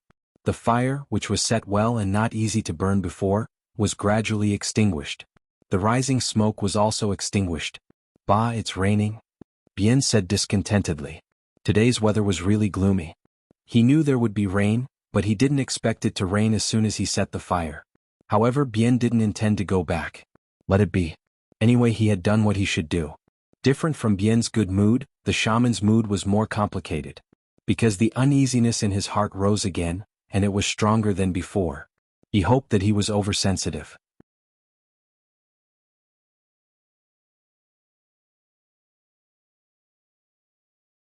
Chapter 227. After the people of the Wuxia tribe went to the old land of the Jianghu tribe, many of them still felt a little anxious, especially the Wuxia shaman. He always felt that there was a big stone pressing on his heart, making it difficult for him to breathe. However, since then the chief of the Wuxia tribe, Fuji, sent people into the forest again. Except for the wild beasts, ferocious beasts and some dangerous plants, there was no other abnormality. As a result, the people of the Wuxia tribe who had been frightened by the annihilation of the Jianghu tribe, had almost dissipated. Now the people of the Wuxia tribe felt that he had stabbed someone he didn't like. They had been worried about the other party's resistance and revenge, but they found that he was fine. Then they would stab him again. Oh, he was fine. So they started to tremble. They became bolder and became more and more fearless. Fuji finally spat out the thorn in his heart. At this time he was more sure that the annihilation of the Jianghu tribe and the suppression of the fire seed were all tricks played by the old guys of those tribes. But that was all. Yulan revealed a smug smile. Anyway, those people couldn't do anything to him. One of the ancestors of the Wuxia tribe once said that the central tribes would not easily start a war with the larger tribes. And this was also the reason why the successive chiefs of the Wuxia tribe didn't hide their ambitions and wantonly waved their claws. Fuji was the same. However, the Wuxia shaman was still worried. As the days went by, the big stone in his heart didn't disappear, but became heavier and heavier. Fuji didn't hide his claws, but the Wuxia shaman was afraid that one day, when the Wuxia tribe unscrupulously stretched out his claws, his arms and legs would be chopped off. No matter what the people of the Wuxia tribe were doing on the other side of the river, the Jianghu tribe was busy with shipbuilding and training. Since the artificial lake was filled with river water in the rainy season, shipbuilding and training had been accelerated. Except for Xiao Xian and Yan Ji, no one in the Jianghu tribe had ever ridden a boat since they were born. They needed corresponding training. When the sails didn't work, they needed manpower to paddle and command. They also needed to adapt to the life on the boat. The hunting warriors' time outside had been reduced by half, and the number of hunting routes had also been reduced. Now, for the Jianghu tribe, they only needed to ensure the basic amount of food. They didn't care too much about quality. Some wild beasts and ferocious beasts that they didn't care about before were now included in the hunting range. They weren't the only ones in the tribe who needed food. The shaman said that now the Jianghu tribe was a whole and no one could give up. A year passed. In the artificial lake of the Jianghu tribe, there were already more than 20 boats. Each boat was more than 30 meters long. Except for the first 3 boats which had only one deck, the others had 2 to 3 decks. After more than a year of continuous trial and error, the boats now were much better than before. Now, Yanji and the others were building a big boat which was bigger than the other 20 boats. There were 3 big boats in total, and the wood used was excellent. The hunting teams had carefully selected the wood from various hunting grounds. Because in these 3 big boats, there would be the chief and the shaman as well as the top people in the tribe. Can we set off this year? Lang Jie, who had just finished his training on the boat, came over and asked Xiao Xian. It depends on the progress of shipbuilding and the speed of adaptation. Xiao Xian said. During this year, almost every day, everyone was preparing for the departure. Xiao Xian was called to the top of the mountain to discuss matters. When he was free, Xiao Xian also used his free time to draw a Wu roll for the shaman. He drew the key points of what he had seen and heard on the other side of the river on the Wu roll, so that the shaman could have a clearer understanding. Orders were passed down from the top of the mountain, and the tribe was changing rapidly. From the time Xiao Xian decided to leave the tribe until now, only 3 years had passed, but the information that everyone had access to was more than the sum of all the information they had received before. Some people were at a loss and were not so enthusiastic about the change, but more people were full of expectations. They wanted to know more new things and meet more people. This boat will probably be finished in 10 days, right? Xiao Xian looked up at the big boat in front of him and said, 10 days, there are about 20 or 30 days left in the rainy season. It's not too late. Several people next to him rubbed their hands. If the boat was finished before the rainy season, they would have a rainy season to prepare. Then when the rainy season was over, the tribe would set off. Let's see how the boat is built. If it's okay. Xiao Xian did not finish his words, but everyone knew what he meant. If the big boat was built, they could set off. On the top of the mountain, in one of the rooms of the shaman's stone house, big boxes and boxes were tidied up and placed there. In addition to the special stone materials, some of the stone boxes and boxes were replaced with wooden ones to reduce the weight. Although the shaman looked quite calm outside, in fact, he had already started to pack things up before the people in the tribe knew. He was more anxious than the others. For so many years, many shamans had failed to complete this task. But now there was finally hope for him. Seeing Chief Ao come in, the shaman asked, "How is it?" Xian said that the boat will be finished in 10 days. Ao looked at the shaman and did not see anything from his old face. After a pause he said, "If the boat is finished, we can leave this year." "Yes, we can leave this year." The shaman sighed. If they couldn't leave this year, they would have to wait for another year. The rainy season started early this year, but it may last a little longer. This is a rare opportunity, the shaman said. He could not accurately predict the future weather like Yang Sui of the Rain tribe, but he could give a general range. The rainy season started early and ended early. That was to say, from the end of the rainy season to the coincidence of the 2 moons, it would take a long time. It was indeed a good opportunity. If they couldn't seize it, they didn't know what would happen next year or the year after. Step up the training and restrain everyone. If anyone makes trouble. The shaman's calm face became serious. Ao nodded. I have already told Ta and Gigu. Even if the ferocious beasts are successfully engraved, if they can't control them well, don't blame me for being ruthless. Nothing could be compared with the tribe, even if the ferocious beasts were successfully tamed and engraved. 10 days later, the 3 big boats were on the artificial lake for trial. How is it? Aoidi had already come over.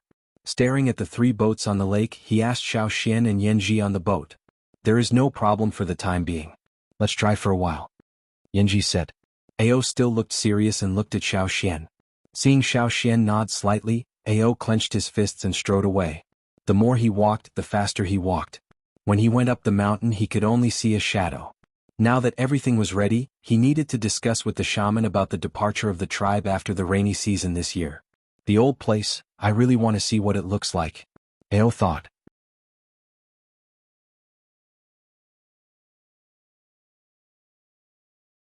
Chapter 228. The rain washed over the earth. With the arrival of the rainy season, the giant river overlords were migrating once a year. In the river, in places that couldn't be seen, there were many aquatic creatures that were doing the same thing as the overlords of the river. Compared to the bustling river, the Yinjiao tribe was much quieter. Except for some guards who were assigned to different places, most people stayed at home.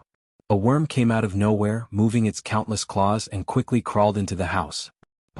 A wolf's claws slammed down on it, flattening the insect that was about to enter the house. Caesar was lying in the house, almost filling up the hall. Its head was at the door like a door god, slapping anything that tried to crawl into the house. Old Kus stood in the stone crafting room, looking at the heavy rain outside the window with hope in his eyes. Behind him, there were wooden boxes that had already been packed. In the corner of the house, there were some old stone boxes of different sizes, but they couldn't be taken away. Almost there, almost there. In the tribe there were many people like Old Ku who had already packed their things. Because of the limited space, there was a limit to what they could bring. If they wanted to bring more, they had to report it and get permission. Otherwise they would just throw it away. If someone really didn't want to leave their things at home, they could just stay here with those things. At the top of the mountain, Xiao Xian saw the shaman standing by the fire pit, chanting something. During this period, the shaman would come here every day. The shaman said it was a ceremony, a farewell ceremony. When the rainy season ended, the tribe would leave this place where they had lived for nearly 1,000 years. Naturally, they would take the fire with them. The fire in the fire pit, whether it was raining, snowing, or windy, the fire was still the same, unaffected. After today's ceremony, the shaman turned around and left the fire pit, walking towards Xiao Xian. "Xian, what do you think will happen when Yinjiao returns to the old land?" the shaman asked. Xiao Xian thought for a while and said, "It won't be peaceful anymore." "Yes, it's no longer peaceful." Shaman looked at the misty river in the distance. Although his tone was emotional, the determination in his eyes never wavered. Ao didn't say anything. His face was filled with joy, and his clenched fists showed that he was still excited. He was the chief. In the future, even after he passed away, the descendants of the Yinjiao tribe would still remember him. This was an important turning point in the history of the tribe. Their names would be recorded in the animal skin rolls that would be passed down to future generations. This was a supreme honor. After standing at the top of the mountain for a while, the shaman, Xiao Xian and Ao returned to the stone house. In the house, the two team leaders and several other old men had already arrived. "All right, let's confirm our return plan again today." Ao spread out a piece of animal skin and said, "Every 2 days this group of people would gather here. If they didn't come for a discussion, they would feel uncomfortable all over." As an important member, Xiao Xian was often called up. After all, he was the only one with sailing experience. When the rainy season finally ended, the people who had been silent for the entire rainy season became excited. It was time to leave. The people on the mountain carried large and small boxes down the mountain. Men and women, old and young, groups by groups, walked down the path of glory. Perhaps this was the last time in their lives that they would walk down this road. A child held his animal skin bag and followed his parents down the mountain. Halfway down the mountain, he looked back at the direction of his house. For some reason he burst into tears. A big rough hand put on the child's head and turned his head to the front. "Look at the road, don't look back." Okay. At the foot of the mountain, Gur and a few others who were usually in charge of delivering food to the cave instructed the children in the cave to leave. Cha-Cha grabbed several boxes that Old Ku had tied up and flew to the boat on the other side of the artificial lake. Caesar carried Old Ku on his back and went to the other side of the lake with the others at the foot of the mountain. Who would take which boat had been arranged long ago. Moreover, everyone had adapted to the boat for a period of time, so they did not immediately feel uncomfortable after getting on the boat. Xiao Xian was asked by the shaman to go up the mountain to help. The shaman had the most things. Others could reduce the boxes but not the shaman. Even if the shaman wanted to reduce the boxes, others would not agree. Those were all left by their ancestors. The warriors who helped to move the boxes were all very careful as if they were fragile objects. Their faces were respectful and their bodies were stiff. They had to be cautious with every step they took. After moving the boxes, Xiao Xian went to check on Old Ku's situation. After confirming that everything was fine, he went up the mountain. Before going up the mountain, Xiao Xian went to the cave to take a look. When he woke up that year, he was in this cave. In the blink of an eye, so much time had passed. When he came to the stone room with the murals, Xiao Xian looked at the painting on the wall. His eyes stopped at the end of the painting. After thinking for a while, Xiao Xian used a stone knife to carve a few words in the blank space behind the painting. "We went back to the old place." After writing, he carved the word Xian at the end of the sentence. Standing up, Xiao Xian blocked the vent with stones and thatch and then walked out. A gust of wind blew, carrying with it the smell of fish that had not yet dispersed. Xiao Xian looked at the stone wall near the entrance of the cave. There were still words carved on it when he had not awakened his totemic power. There were also some drawings made with charred branches. In addition to Xiao Xian's drawings, there were also all kinds of traces left by the children who had lived here for nearly 1,000 years. There were fish bones left after being eaten, tattered animal skins, and messy piles of thatch. Walking out of the cave, Xiao Xian moved a big stone from not far away to block the entrance of the cave, and covered everything in the cave. When he went up the mountain he had finished moving everything and there was nothing for him to do. However, the shaman did not let him leave. Not only Xiao Xian but Chief Ao, the two team leaders, Mai and the other leaders of the hunting groups, and the old men who always participated in the meeting also stayed. The shaman led them to the top of the mountain. When they came down there was a small flame in the shaman's hand. It was much smaller than the one in the fire pit, and looked like a small flame on a birthday candle. The shaman held it carefully in his hand. Chief Ao walked next to the shaman. As the future successor of the shaman, Guizhe helped the shaman hold the crutch, and stood slightly behind Ao on the other side. The others stood around to protect the shaman. Walking down the path of glory, there were 2 rows of warriors standing on both sides of the road. Among these people no one was lower than an intermediate totem warrior. When the shaman passed by, the warriors standing there would kneel down and perform the highest salute of the tribe. After the shaman left they would stand up and follow him, all with red eyes. Walking down the path of glory to the artificial lake where 23 boats were parked, the shaman walked slowly but no one complained. Those who had already boarded the boats were not impatient at all. The biggest boat had already docked and a wooden ladder was lowered from above. On the boat there was a small fire pit, which was only the size of a basin. After the shaman brought the flame up he put it in there. When the shaman was ready, Ao announced the departure. Woo, the bone horn sounded, and the people in charge of the boats immediately ordered the people to set sail. They had received training. Although they were not as skilled as Xiao Xian in controlling the boat, they could do it. The boats left the artificial lake one after another. The waterway gate between the lake and the river had been opened, and the boats sailed out of the waterway and came to the river. Above. Well, now everyone should be careful. Be careful not to fall behind. Ao roared. The fleet went farther and farther, and the mountain where the tribe was located gradually became smaller in their vision. Everything that Xiao Xian had experienced before, this time everyone would experience it again. Under the water large and small piranhas were active. If one stood on the side of the boat and looked down, he could see many big fish that were longer than a person swimming by. Sometimes they would bump into the boat and make the boat shake. As they sailed, Xiao Xian, who had been checking the situation on the boats, found that the farther the boats were from the central boat, the more likely they were to be disturbed by the fish. At first, Xiao Xian did not understand and had various guesses. But when Xiao Xian suddenly had an idea and looked with his special vision, he found that the light emitted from the central boat touched the boats closest to it, and those boats were rarely hit by the fish. Fire seed. Grabbing Cha-Cha's eagle foot, Xiao Xian went from the boats in the outer circle to the central boat. He told the shaman and the chief about his discovery, but he did not mention his special ability. Because of the fire seed? The shaman thought for a while and his eyes lit up. Yes, the fire seed can protect the tribe from other beasts and ferocious beasts. The same goes for the fish in the river. As he spoke, the shaman chanted a spell. Just like during the ceremony, the fire seed expanded from a small flame to the whole fire pit. However, the temporary fire pit on the boat was much smaller. Let everyone come closer, the shaman said to Ao. Ao went out and told everyone what the shaman said. The other boats moved closer but they could not get too close. If they were too close it would be easy to get into trouble. Walking out of the cabin, Xiao Xian looked again. The light emitted from the central boat was much brighter and expanded outwards, just enough to cover the approaching boats. Although the boats later were occasionally grazed by some overly curious big fish, the frequency was much less. It was much better than when Xiao Xian sailed alone. Day by day the fleet sailed smoothly. In order to make the best use of time, in addition to the sails, there were people on each boat who took turns to paddle. Although there was no Cha-Cha pulling the boats this time, the speed of the boats was good. After determining the direction they went straight in that direction. They tried to sail in a straight line, unless they encountered some floating dead fish or some dangerous factors.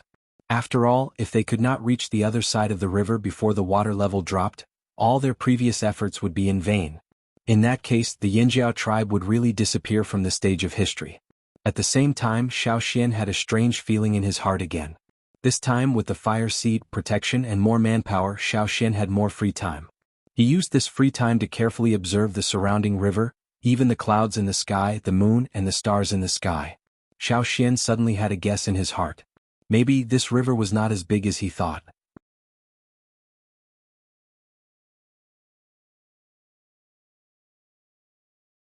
Chapter 229. The boat seemed to be moving very fast, braving the wind and waves, but it was very likely that it was only moving a little bit. The direction of the wind on the river often changed, and the direction of the water in the river was very likely to change as well. Xiao Xian had not noticed this before. When he was in the tribe, he could only see the shallow water near the shore where it was not obvious. He could only see the horizontal changes of the river. After setting out, he focused on controlling the boat and identifying the direction, so he did not pay attention to the changes of the river's direction. Now that he observed carefully, he found that the vertical direction of the river also changed. So sometimes the boat seemed to be moving, but in fact, it was just maintaining its position. This was only Xiao Xian's guess and he could not confirm it now. However, Xiao Xian wondered if there was another relatively stable passage in other parts of the river. Where did the giant mountain eagles that went to the Eagle Mountain pass through? In order to avoid forgetting, Xiao Xian wrote down this question in his animal skin roll. Maybe he would encounter it in the future. Especially the Hui tribe. The tribe's boat had been moving in the direction Xiao Xian pointed out. At first, some people were not used to it and even became seasick. Xiao Xian had already prepared for this. He and the shaman had researched medicine for seasickness. It worked, but it was limited. Many people were holed up in the cabin, and the energetic people were also restricted from moving. At most, they could only come out to look at the scenery outside, and watch the big fish with stripes and thorny dorsal fins downstream. Life on the river was very boring and stressful. No one could sleep well. Sometimes, as soon as they closed their eyes, the boat would shake a few times, and the sleepiness would be scared away. The fear brought by the river to the Yanjiao tribesmen was still there. In order to make sure that they reached the destination before the river level dropped, they traveled day and night, and the warriors took turns to go to the river. As the days passed, the energetic people became as listless as the seasick people. Many people were obviously thinner. The amount of water and food on the ship was also decreasing. Those who didn't work could only get a small amount of food to meet their minimum needs. The rest of the food was given to the soldiers who worked. No one had any complaints about this. The few ferocious beasts that had been successfully engraved on the ship didn't dare to wander around at all. They would be thrown into the river to feed the fishes. Every day they could only look enviously at the cha-cha that could fly around in the sky and catch fish. When cha-cha flew down from the sky and looked at the sky with fear, Xiao Xian informed them in advance that there was no wind around them, so Ao asked everyone to paddle with all their might. When they finally got out of the dangerous area, they looked back and found that the wooden planks thrown behind them were instantly smashed into pieces. The river water seemed to have evaporated and turned into a mist. Ao and the others had the same feeling as Xiao Xian. They gasped and couldn't calm down for a long time. "This river is indeed dangerous," Ao said. Ta and Gigu looked at each other and saw the fear in each other's eyes. They nodded and agreed with Ao's words. At first they only knew that Xiao Xian had a hard time crossing the river. There were many difficulties, but they didn't have any idea. But when they experienced it themselves, they knew how dangerous it was. If they were careless, they would be buried at the bottom of the river. After experiencing it themselves, Xiao Xian became more and more important in the hearts of the people in the tribe. It could be said that without Xiao Xian, even if the tribe built a big ship, it would be impossible to cross the river safely. "Are we almost there?" Ta looked ahead. It was still a boundless river.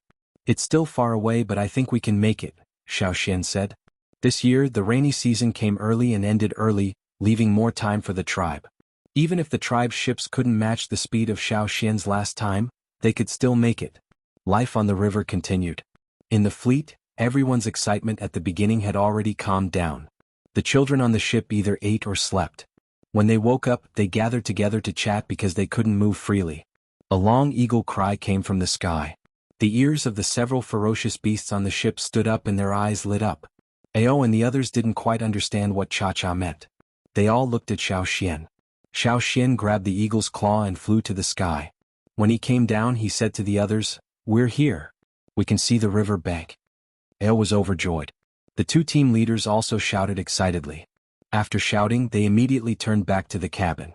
"Team leaders, what are they doing?" Xiao Xian was confused.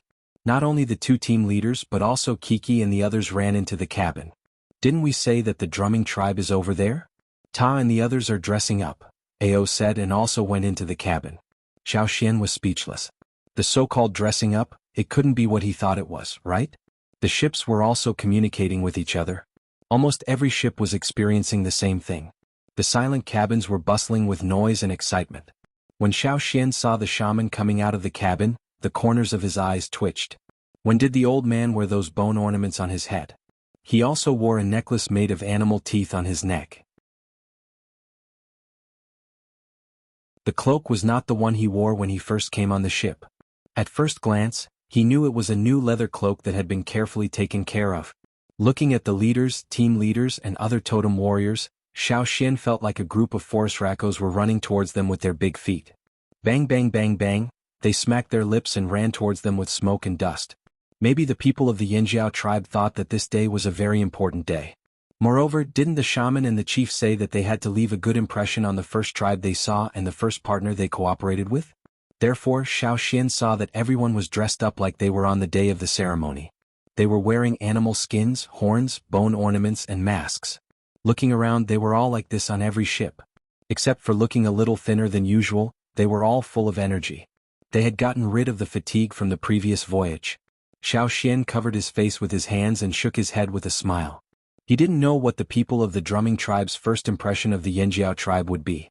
In the drumming tribe, the people of the drumming tribe who had no idea about the arrival of the Yinjiao tribe were not in a good mood. Since they got the news, everyone was in a bad mood and prepared for war earlier than usual. The crocodiles had already left during the rainy season. Only the baby crocodiles that were born not long ago stayed in the tribe. Fu Shi returned home like a wild beast, his face full of fatigue. The family ate in silence. After eating, Fu Shi and his wife continued to carry out their tasks, patrolling and defending. The usually rebellious Qinjia was rarely obedient. He knew that the atmosphere in the tribe was not good recently. Everyone was worried. Are they really coming? Qinjia asked. Fu Shi raised his head and looked at Qinjia. He sighed and nodded. At the end of the rainy season, they went to the Pu tribe to trade. They exchanged for more tools and better stones in preparation for the Water Moon Festival. It was at that time that the Pu tribe brought them a piece of news. Last year, a tribe in the central region discovered an important medicinal effect of the Water Moon Stone. Therefore, the Water Moon Stone became very popular in the central region. A piece of the same size Water Moon Stone could be exchanged for 2 to 3 times more things than before. The big tribes in the central region would not blatantly come to find trouble with the remote tribes. However, other tribes were not so sure. For example, 2 years ago the drumming tribe came to probe. It was said that because the drumming tribe failed that time, this time, they were likely to join forces with other tribes to snatch the Water Moon Stone. The drumming tribe alone was enough for the drumming tribe. If there were other tribes, it would be even more difficult. Moreover, since they heard that the drumming tribe would be found trouble, the Luo tribe and other tribes that were relatively close began to avoid the drumming tribe. If the drumming tribe wanted to ask them for help, it would be impossible. Everyone avoided them for fear of getting into trouble. As for the Pu tribe, they only provided some information and clues. It was impossible for them to get involved in such trouble. Therefore, the chief of the drumming tribe, Fan Mu, was very worried. Since the day he received the news, he could not sleep well. He could only ask the people in the tribe to prepare as many tools and weapons as possible. This year may be the most difficult year for the drumming tribe, Fan Mu said. The shaman of the drumming tribe sat next to him. He looked worried, as did the others around him. The Water Moon Stone became more precious. This was a good thing but also a bad thing. The good thing was that the drumming tribe could use the Water Moon Stone to exchange for more things. The bad thing was that they did not know if they could keep these Water Moon Stones. Why are we afraid of them? If they want to come, we'll kill them all. A warrior's eyes were cold. In his tawny eyes, the vertical pupils looked colder and sharper. However, he was hot-tempered. Yes, we'll kill them all. Just like before. We're not afraid. Several younger people could not help shouting. Shut up. The chief Fan Mu scolded. There were many people who were not afraid of death, but it did not mean that they were not worried. It could be foreseen that this time, if the drumming tribe really joined forces with others to attack the drumming tribe, what would happen to the drumming tribe? Let's go and find some people. A middle-aged warrior next to him said. Fan Mu shook his head. There were only a few days left. No one near them was willing to get involved. They were not familiar with those far away. Even if they could persuade others to help, they might invite a wolf into the house. Fan Mu did not trust them. The room suddenly became quiet.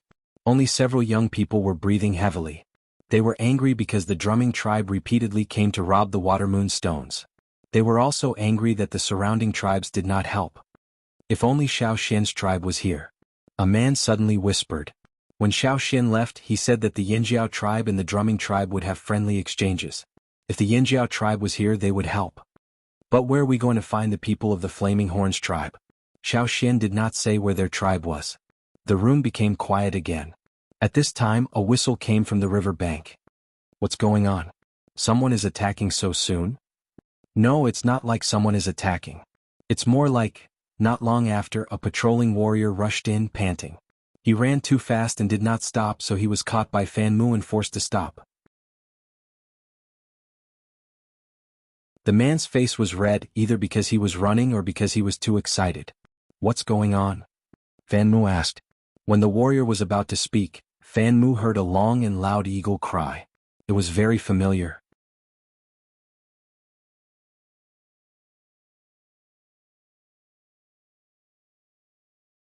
Chapter 230. Originally they were preparing for battle, but when they heard the whistle, they tensed up again.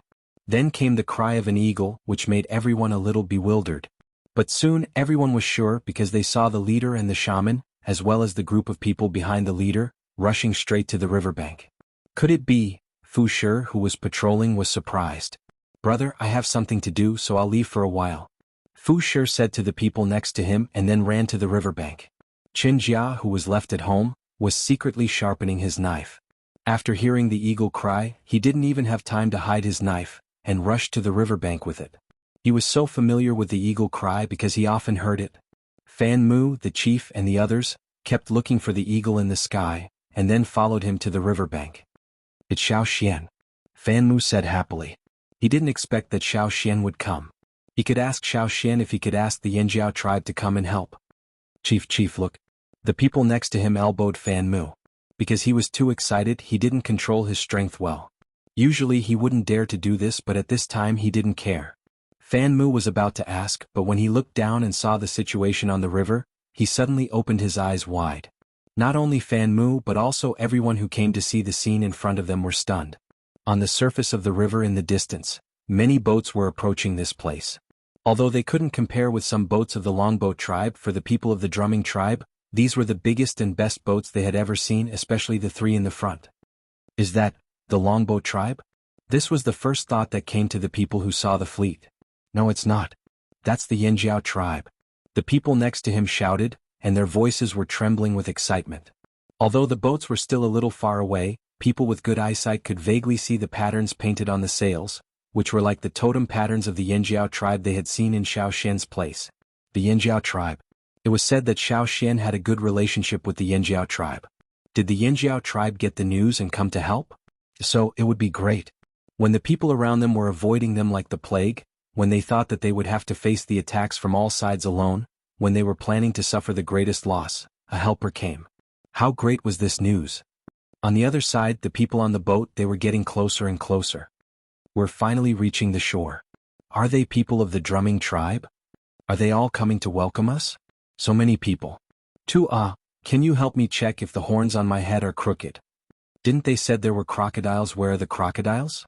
Where are the crocodiles? Cha-cha-cha-cha ao ao tribe ao tribes ao and ao. Ao. Was after all of ao be ao of the ao. This was ao. He was trying to maintain a dignified image of a leader, but he was sweating too much because he wiped his palms on his animal skin coat from time to time. The shaman kept a standard shaman smile, and looked calm.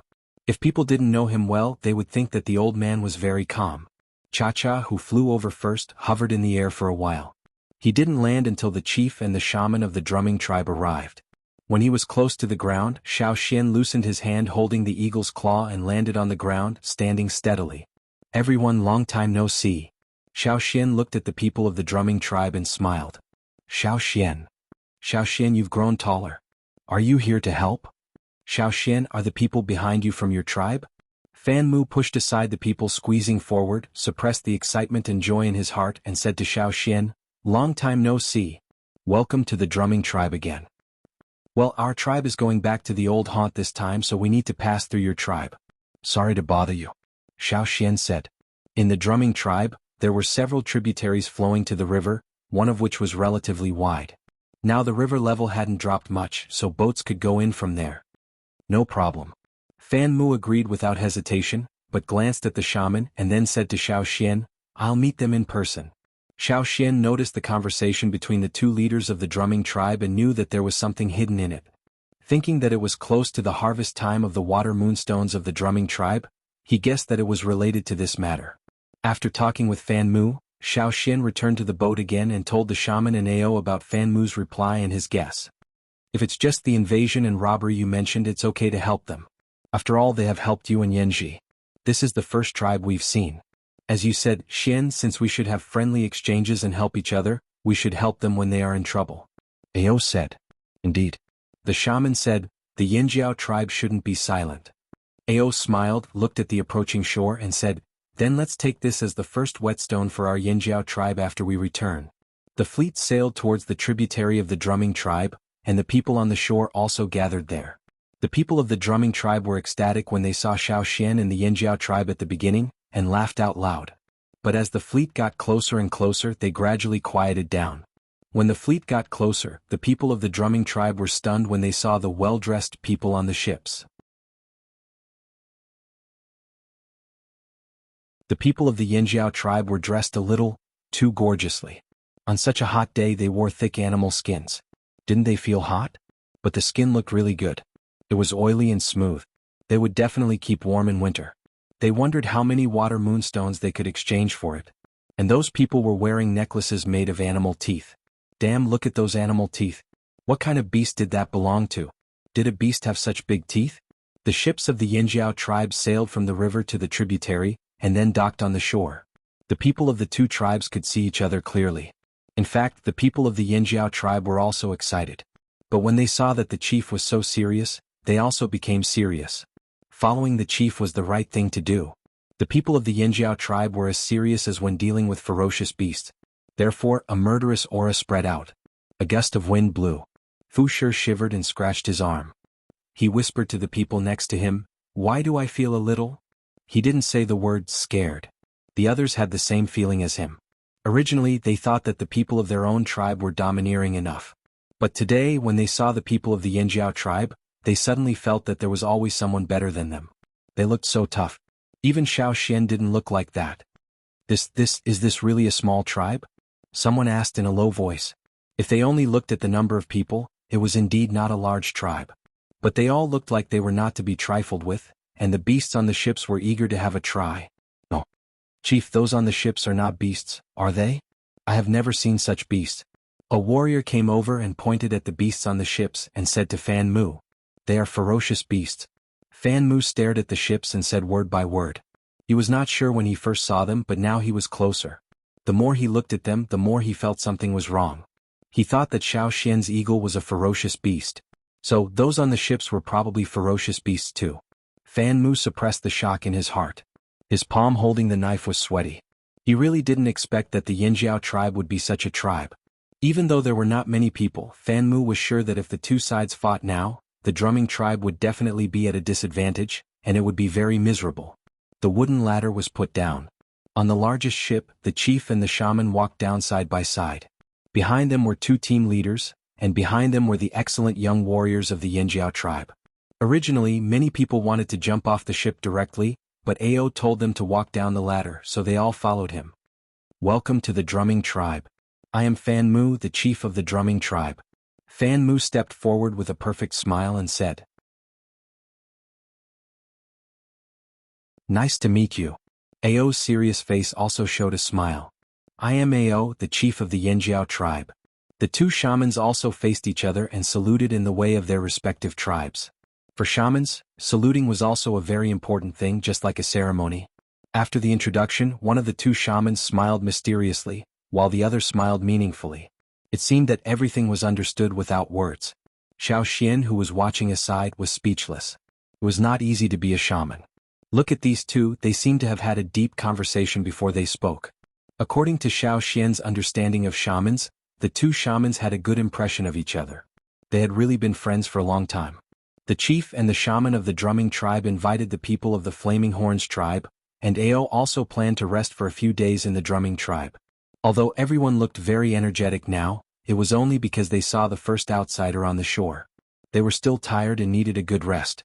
Some people followed Ao and the shaman into the residential area of the drumming tribe, while others, under the guidance of the drumming tribe, rowed the ship to a suitable berthing point on the tributary. But they did not get off the ship. Without the chief's order, they still had to stay on the ship. Moreover, even if they were excited to see the drumming tribe, they still needed to be vigilant. Only a few ferocious beasts who were bored out of their minds clung to the edge of the ship and looked at the drumming tribe people below the ship, which made the drumming tribe people's hair stand on end. After Fan Mu led people into the tribe, he chatted with Ao and told him about his difficult situation. The Yinjiao tribe is naturally willing to help the drumming tribe in such a dangerous situation. After all, Xin has also received your help. It's just that my people need a rest. The drumming tribe can provide all the accommodation and food, so that the Yinjiao warriors can have a good rest. Fan Mu hurriedly said. The drumming tribe had a large area, so it was not a problem to build a batch of houses in a few days. We can solve the problem of food by ourselves.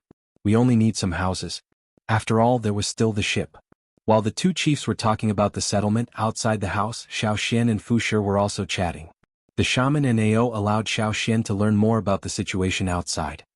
Those bastards who robbed the water moonstones. I heard that they found a helper this year, Xiao Xian. If you didn't come, the drumming tribe might have to face them alone. Fu Shi said angrily. Listening to Fu Shi, Xiao Xian also roughly understood what was going to happen. Don't worry, we won't stand by and do nothing, Xiao Xian said. Ao had already decided to use this matter as the first whetstone.